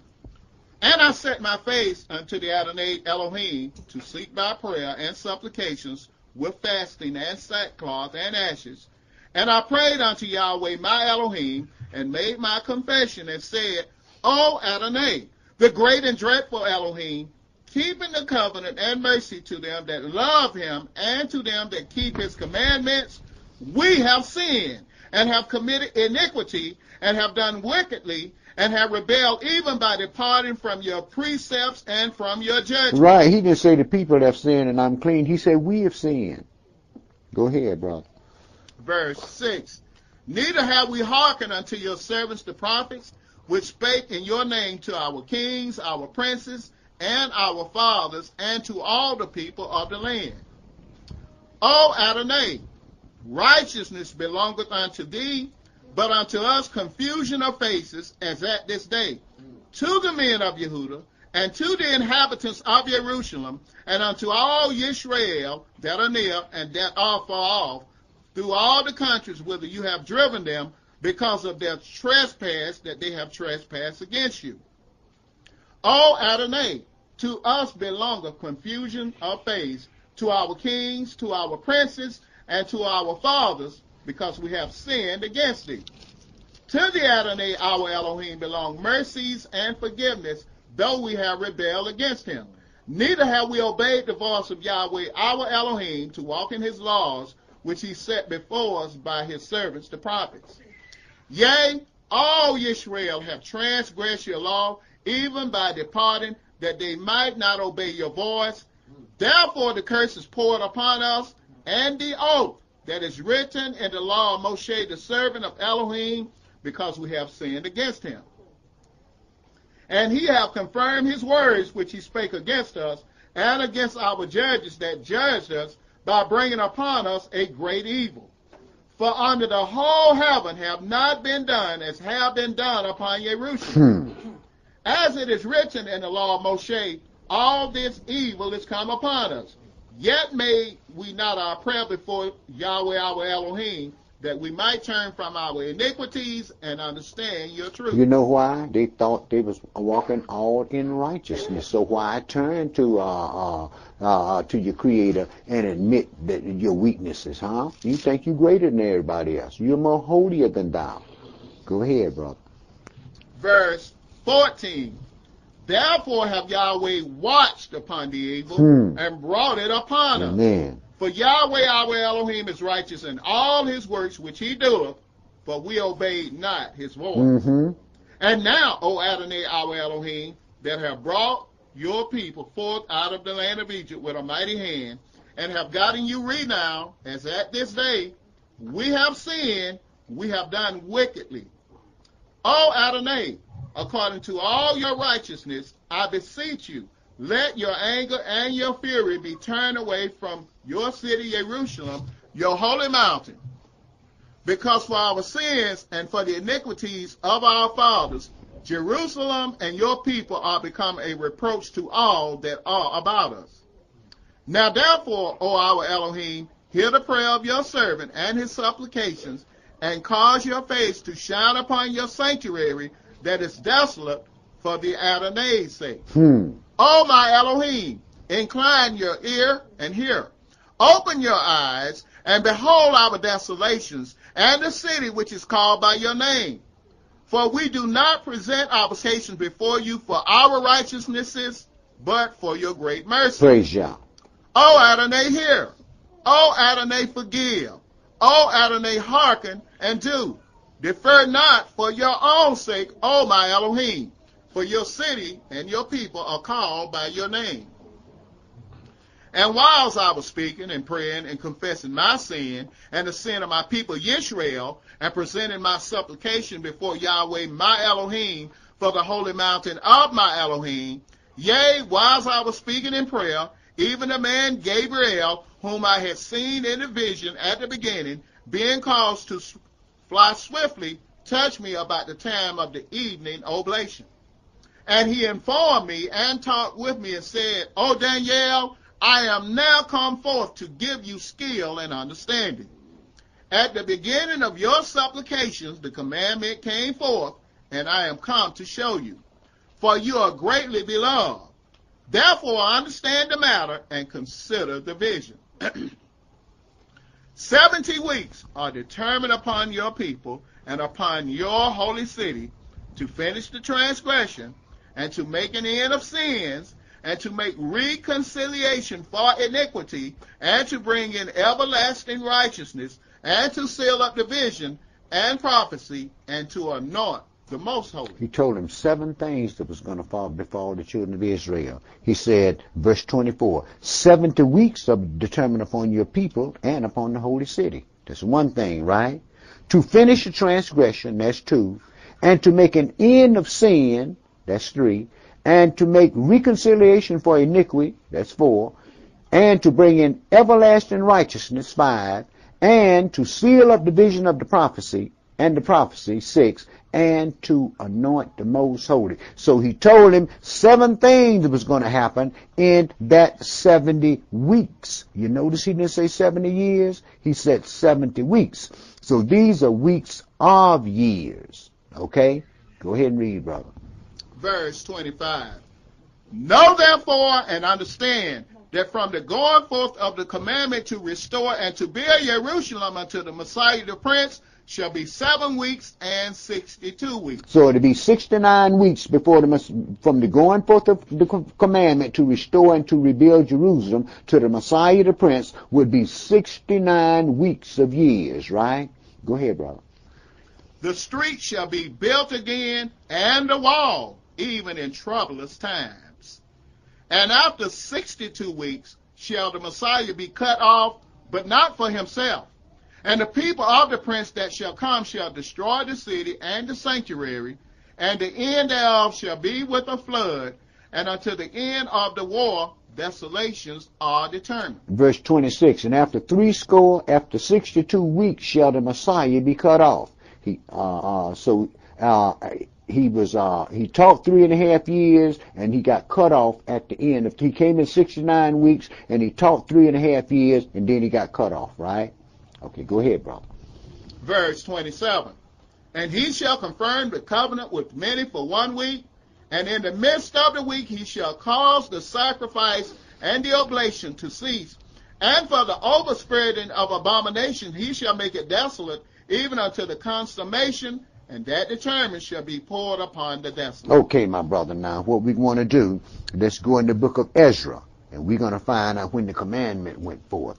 Ezra chapter 7 and verse 1 through verse 28. Ezra was one of the brothers in the captivity. Ezra, Nehemiah, those brothers was together, but Esther and Mordecai, now they were someplace else. And it don't give too much detail of what was happening. It gives a few things that was happening, but Daniel gave you the whole picture of what was going to take place, not just then, but even up to the coming of the Messiah. Okay, Ezra chapter 7, and pick that up, my brother, at verse 1. Yes. Now, if y'all got a good book, verse 1 got a book date by it, right? It's got 457 BC. The reason why they put this book date there is because this is the date that's actually on the decree that was signed. It was in 457 BC. Go ahead, brother. Verse 1. Now after these things, in the reign of Artaxerxes, king of Persia, Ezra, the son of Seraiah, the son of Azariel, the son of Hilkiah, the son of Shallum, the son of Zodok, the son of Ahitub, the son of Amariah. Verse 6, brother. Okay. This Ezra went up from Babylon, and he was a ready scribe in the law of Moshe, which Yahweh Elohim of Israel had given, and the king granted him all his requests according to the hand of Yahweh his Elohim upon him. And there went up some of the children of Israel, and of the priests, and the Levites, and the singers, and the porters, and the Nethinims unto Jerusalem in the 7th year of Artaxerxes the king. Mm-hmm. And he came to Jerusalem in the 5th month, which was in the 7th year of the king. For upon the 1st day of the 1st month began he to go up from Babylon, and on the 1st day of the 5th month came he to Jerusalem, according to the good hand of his Elohim upon him. For Ezra had prepared his heart to seek the law of Yahweh, and to do it, and to teach in Israel statutes and judgments. And this is the copy of the letter that the king Artaxerxes gave unto Ezra the priest, the scribe, even a scribe of the words of the commandments of Yahweh, and of his statutes to Israel. Artaxerxes, king of kings, unto Ezra the priest, a scribe of the law of the Elohim of heaven, perfect peace, and at such a time. I make a decree that all day of the people of Israel and of his priests and Levites in my realm, which are minded of their own free will to go up to Jerusalem, go with you. Mm-hmm. For as much as you are sent of the king and of his 7 counselors to inquire concerning Yehudah and Jerusalem, according to the law of your Elohim, which is in your hand, and to carry the silver and gold, which the king and his counselors have freely offered unto the Elohim of Yisrael, whose habitation is in Jerusalem. Mm-hmm.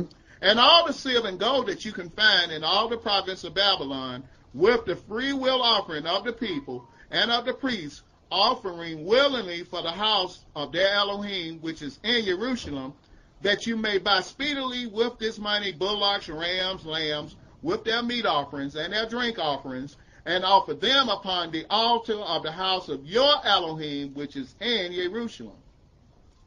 And whatsoever shall seem good to you and to your brethren to do with the rest of the silver and the gold, that do after the will of your Elohim. The vessels also that are given you for the service of the house of your Elohim, those deliver you before the Elohim of Jerusalem. And whatsoever more shall be needful for the house of your Elohim, which you shall have occasion to bestow, bestow it out of the king's treasure house. And I, even I, Artaxerxes the king, do make a decree to all the treasurers which are beyond the river, that whatsoever Ezra the priest, the scribe of the law of the Elohim of heaven, shall require of you, it shall be done speedily unto 100 talents of silver, and to 100 measures of wheat, and to 100 baths of wine, and to 100 baths of oil, and salt without prescribing how much. Whatsoever is commanded by the Elohim of heaven, let it diligently be done for the house of the Elohim of heaven. For why should there be wrath against the ram of the king and his sons? Also we certify you that touching any of the priests and Levites, singers, porters, Nethinims, or ministers of this house of Elohim, it shall not be lawful to impose toll, tribute, or custom upon them. And thou, Ezra, after the wisdom of your Elohim that is in your hand, set magistrates and judges, which may judge all the people that are beyond the river, all such as know the laws of your Elohim, and teach them that know them not. And whosoever will not do the law of your Elohim and the law of the king, let judgment be executed speedily upon him, whether it be unto death, or to banishment, or to confiscation of goods, or to imprisonment. Blessed be Yahweh Elohim of our fathers, which have put such a thing as this in the king's heart, to beautify the house of Yahweh which is in Jerusalem, and have extended mercy unto me before the king and his counselors, and before all the king's mighty princes. And I was strengthened as the hand of Yahweh my Elohim was upon me, and I gathered together out of Israel chief men to go up with me. Okay, now y'all wrote down that figure, 457 BC. Now remember, time is coming down to zero. Okay, now let's go to Nehemiah. It's the next book behind Ezra. Nehemiah 1, and pick that up at verse 1.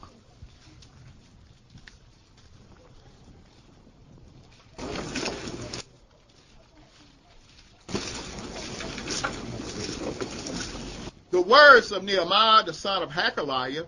And it came to pass in the month Kislev, in the 20th year, as I was in Shushan the palace, that Hananiah, one of my brethren, came, he and certain men of Yehuda, and I asked them concerning the Jews that had escaped, which were left of the captivity, and concerning Jerusalem. And they said unto me, the remnant that are left of the captivity there in the province are in great affliction and reproach. The wall of Jerusalem also is broken down, and the gates thereof are burned with fire. And it came to pass, when I heard these words, that I sat down and wept, and mourned certain days, and fasted, and prayed before the Elohim of heaven, and said, I beseech thee, O Yahweh Elohim of heaven, the great and terrible Elohim that keepeth covenant and mercy for them that love him and observe his commandments, let your ear now be attentive and your eyes open, that you may hear the prayer of your servant, which I pray before you now, day and night, for the children of Israel, your servants, and confess the sins of the children of Israel, which we have sinned against you. Both I and my father's house have sinned. Now this is Nehemiah talking about he done sinned. See? Folks find a problem with you when they find out that you sin, but then you're reading the prophets and they telling you how much they sin. See? You know what happens then? They become judges. They become judges of another man's servants. They don't realize what the saying is. We are just men being made perfect. Right, right. That's what they don't see. Huh? They don't understand what the scripture says. Blessed is the man to whom Yahweh will not impute iniquity. The only way that we can be saved, brothers, that Yahweh does not impute iniquity to us. But why should he not impute iniquity to us if we don't do the worship and the service that we're supposed to do? Because see, folks forget why they're called the NCCI. Folks come in, they hear the word, and you know what they say? Well, I'm going to believe about this, what I want to do. And some folks just do shoddy works or don't do the works at all. Not understand like what Peter said, show me your faith without your works, and I'll show you my faith by my works, you see. Like Paul said, some folks working not at all, but are busybodies. Right, right, right. Go ahead now, read Steve. Verse 7. We have dealt very corruptly against thee, and have not kept the commandments, nor the statutes, nor the judgments which you commanded your servant Moshe. Remember, I beseech thee, the word that you commanded your servant Moshe, saying, if you transgress, I will scatter you abroad among the nations. But if you turn unto me, and keep my commandments, and do them, though there were of you cast out unto the uttermost part of the heaven, yet will I gather them from thence, and will bring them unto the place that I have chosen to set my name there. And how does he do that? He sends servants out to gather the sheep that to return to the land. Ain't nobody going to wiggle their nose and everybody jump up and run. Things have to be done decently and in order. But go ahead and read, brother. Verse 10. Now these are your servants and your people, whom you have redeemed by your great power and by your strong hand. O Yahweh, I beseech thee, let now your ear be attentive to the prayer of your servant and to the prayer of your servants who desire to fear your name, and prosper, I pray you, your servant this day, and grant him mercy in the sight of this man. For I was the king cupbearer. Mm-hmm. And it came to pass in the month Nisan, in the 20th year of Artaxerxes the king, that wine was before him. And I took up the wine and gave it unto the king. Now I had not been before time sad in his presence. Wherefore the king said unto me, why is your countenance sad, seeing you are not sick? This is nothing else but sorrow of heart. Then I was very sore afraid, and said unto the king, let the king live forever. Why should not my countenance be sad, when the city, the place of my father's graves, lieth waste, and the gates thereof are consumed with fire? Then the king said unto me, for what do you make request? So I prayed to the Elohim of heaven. And I said unto the king, if it please the king, and if your servant have found favor in your sight, that you will send me unto Yehuda, unto the city of my father's graves, that I may build it. And the king said unto me, the queen also sitting by him, for how long shall your journey be? And when will you return? So it pleased the king to send me, and I set him a time. Moreover, I said unto the king, if it please the king, let letters be given me to the governors beyond the river, that they may convey me over till I come into Yehuda. And a letter unto Asaph, the keeper of the king's forest, that he may give me timber to make beams for the gates of the palace, which appertain to the house, and for the wall of the city, and for the house that I shall enter into. And the king granted me according to the good hand of my Elohim upon me. Praise Yah. Then I came to the governors beyond the river, and gave them the king's letters. Now the king had sent captains of the army and horsemen with me. When Sanballat the Horonite and Tobiah the servant the Ammonite heard of it, it grieved them exceedingly that there was come a man to seek the welfare of the children of Israel. So I came to Jerusalem and was there 3 days. And I arose in the night, and I and some few men with me, neither told I any man what my Elohim had put in my heart to do at Jerusalem, neither was there any beast with me, save the beast that I rode upon. And I went out by night by the gate of the valley, even before the dragon's well, and to the dung port, and viewed the walls of Jerusalem, which were broken down, and the gates thereof were consumed with fire.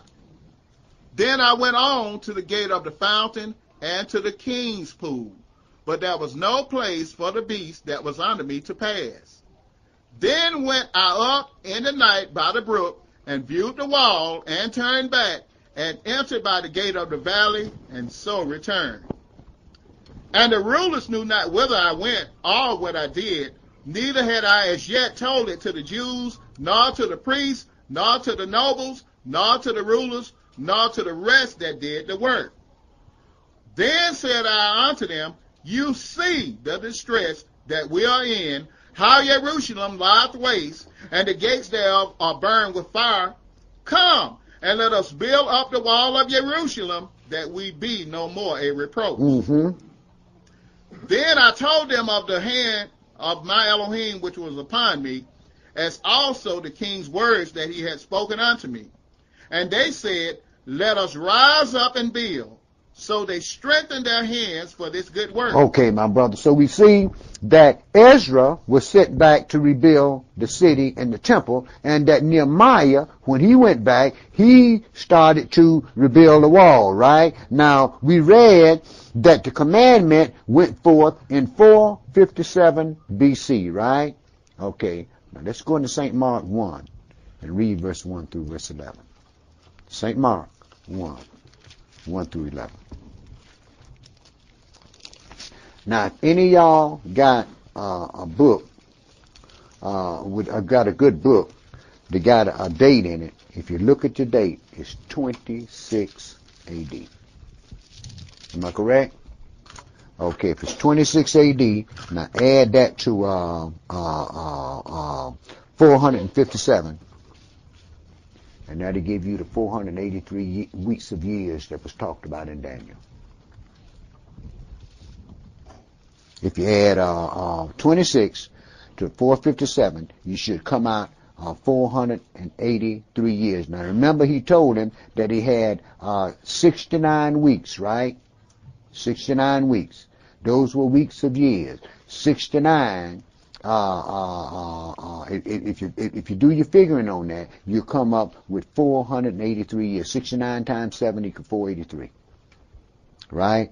Okay. Pick this up.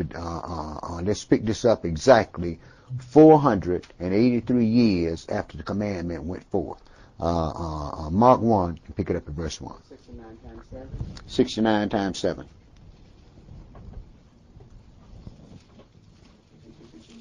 Verse 1. You got it? Time came down to 0, which gave you 457 years, right? Now we up to year 26 AD. So that should give you 483 years, which equals 69 weeks of years. Okay. Go ahead, bro. Verse 1. The beginning of the gospel of Yeshua HaMashiach, the son of Elohim. As it is written in the prophets, Behold, I send my messenger before your face, which shall prepare your way before you. The voice of one crying in the wilderness, Prepare you the way of the Adonai, make his path straight. Johanan did baptize in the wilderness, and preached the baptism of repentance for the remission of sins. And there went out unto him all the land of Judea and they of Jerusalem, and were all baptized of him in the river of Jordan, confessing their sins. And Johanan was clothed with camel's hair, and with a girdle of a skin about his loins. And he did eat locusts and wild honey. And preached, saying, There cometh one mightier than I after me, the latchet of whose shoes I am not worthy to stoop down and unloose. I indeed have baptized you with water, but he shall baptize you with the Holy Ghost. And you know what? John didn't hang out with the folks. John stayed in the desert. You know why? He knew what Israel was all about. John separated himself from the children of Israel until the time of his ministry came about, and then that's when he showed up to take care of his ministry, because he knew he didn't have long to stay here. Go ahead and read, brother. Mark chapter 1, verse 9.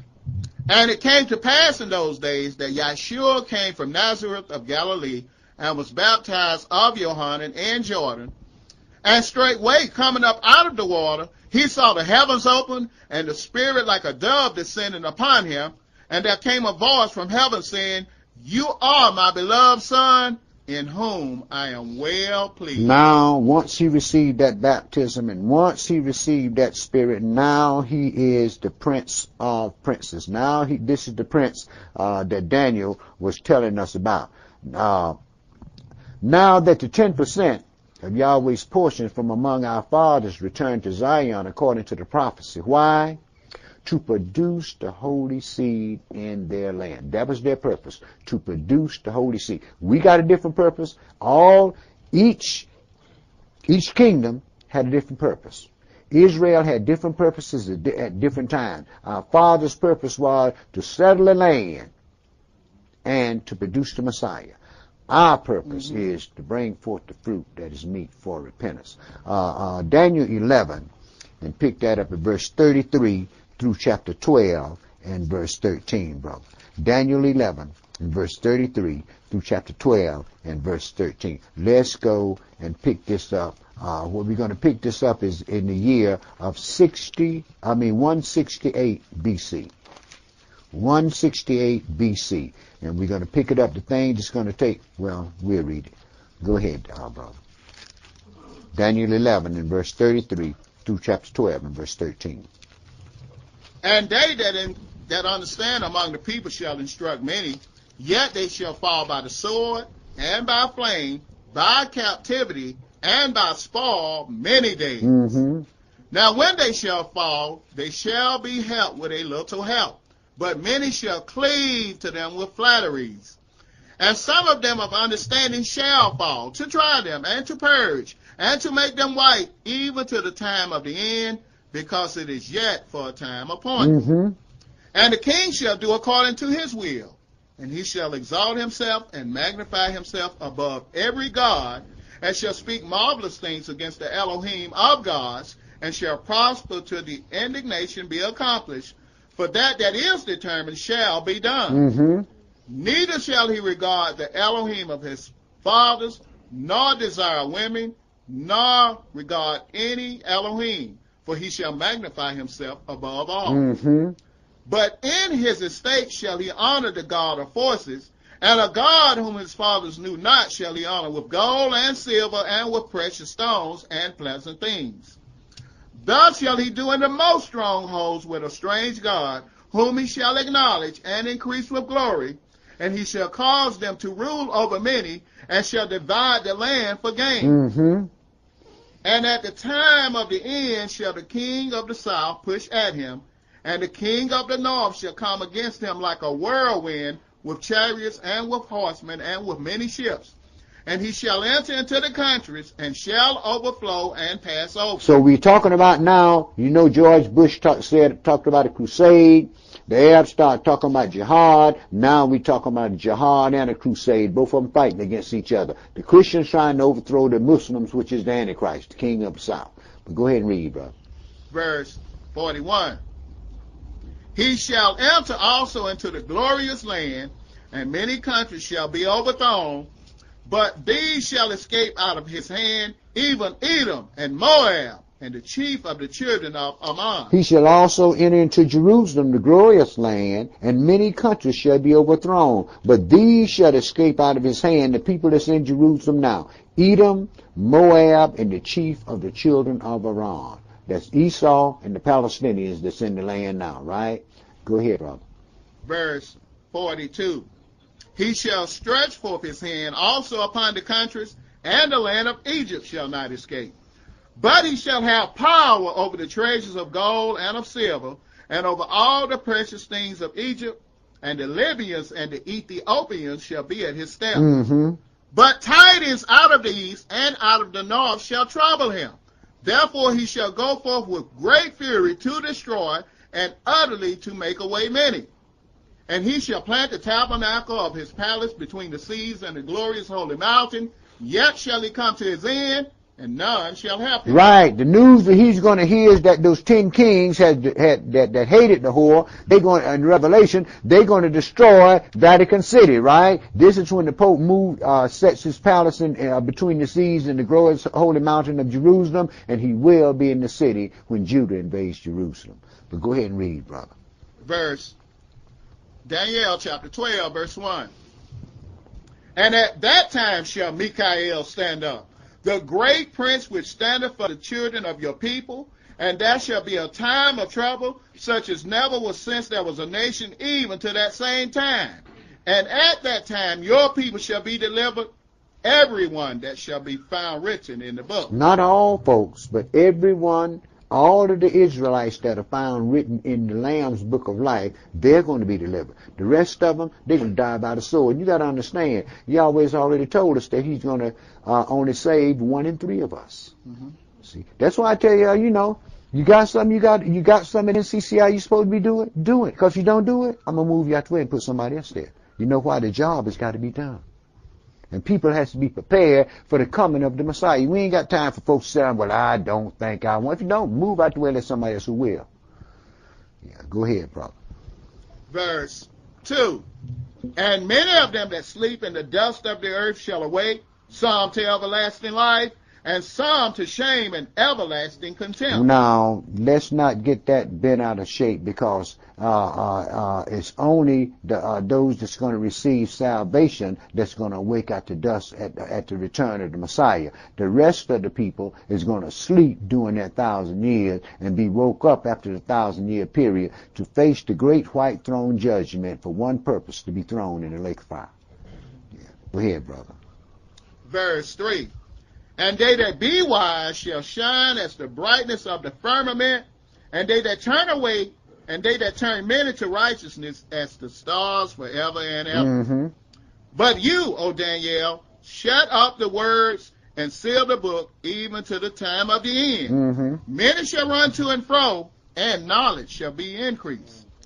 Then I, Daniel, looked, and behold, there stood other two, the one on this side of the bank of the river, and the other on that side of the bank of the river. And one said to the man clothed in linen, which was upon the waters of the river, how long shall it be to the end of these wonders? And I heard the man clothed in linen, which was upon the waters of the river, when he held up his right hand and his left hand unto heaven, and sware by him that liveth forever, that it shall be for a time, times and an half, and when he shall have accomplished to scatter the power of the holy people, all these things shall be finished. Mm-hmm. And I heard, but I understood not. Then said I, O my Adonai, what shall be the end of these things? And he said, go your way, Daniel, for the words are closed up and sealed to the time of the end. Right, Daniel, you don't need to know this. This thing here is closed up until the time of the end. I'm going to reveal this thing to my servants, and they're going to reveal it to our people. And y'all know that the things that y'all understand about this beast and all that stuff, y'all know where y'all got this knowledge from. Go ahead, brother. Any inkling that this empire was even mentioned in the scripture? Go on, brother. Verse 10. Many shall be purified and made white and tried, but the wicked shall do wickedly, and none of the wicked shall understand, but the wise shall understand. The wicked is going to always be picking and always trying to sow discord and so forth, but the wise is going to understand and get that job done. Why? Because your salvation depends on it. Go ahead, brother. Verse 11. And from the time that the daily sacrifice shall be taken away, and the abomination that make desolate set up, there shall be 1,290 days. Mm-hmm. Blessed is he that waiteth and come to the 1,335 days. That was it. Oh, read the next one. Oh, verse 13. But you go your way to the end shall be, for you shall rest, and stand in your lot at the end of the day. Okay, my brother. Now, the period that we started reading about in the book in Daniel 11 chapter had to deal with the period of the beast, the time that's missing between Malachi and Matthew. You can pick that up in the Apocrypha if you care to read it. The Maccabees was called the hammer. That's what Maccabee mean, but we know that these were Judites. And what happened was on December 25th in 163 BC, Antiochus the Great invaded Zion, sacrificed the sow upon the altars. He compelled our fathers to eat swine's flesh and forbid temple worship and plundered the temple. Then Antiochus built an altar to Jupiter and proceeded to enslave great numbers of our people. These abominations provoked the people that had been sanctified, and they did great exploits in Yahweh's name during what is called the Maccabean period. After these heroes were killed in 143 BC, other family members started a new line of priesthood called the Hasmonean priesthood, and they united the civil and the priestly authority together to share that power. But the newly consolidated Hasmonean power possessed none of the virtues of their predecessors, so civil war resulted. And in 63 BC, Pompey conquered Judea, ending that civil war. Pompey changed Judea, he claimed Judea rather, as a Roman province, and gave John Hyrcanus, the last of the priests of the Hasmonean line, a menial position in Zion. But the real power was given to Antipater, the seed of Esau. And in 47 BC, Julius Caesar made that Edomite procurator of Judea and his brother Herod, the governor of Galilee. And in 40 BC, Herod was appointed king of the Jews, and Herod was king of Judea when Yeshua, the Lamb of Israel, was born. And I'm going to stop right there, and next week what we'll do, we'll pick this thing up in the New Testament.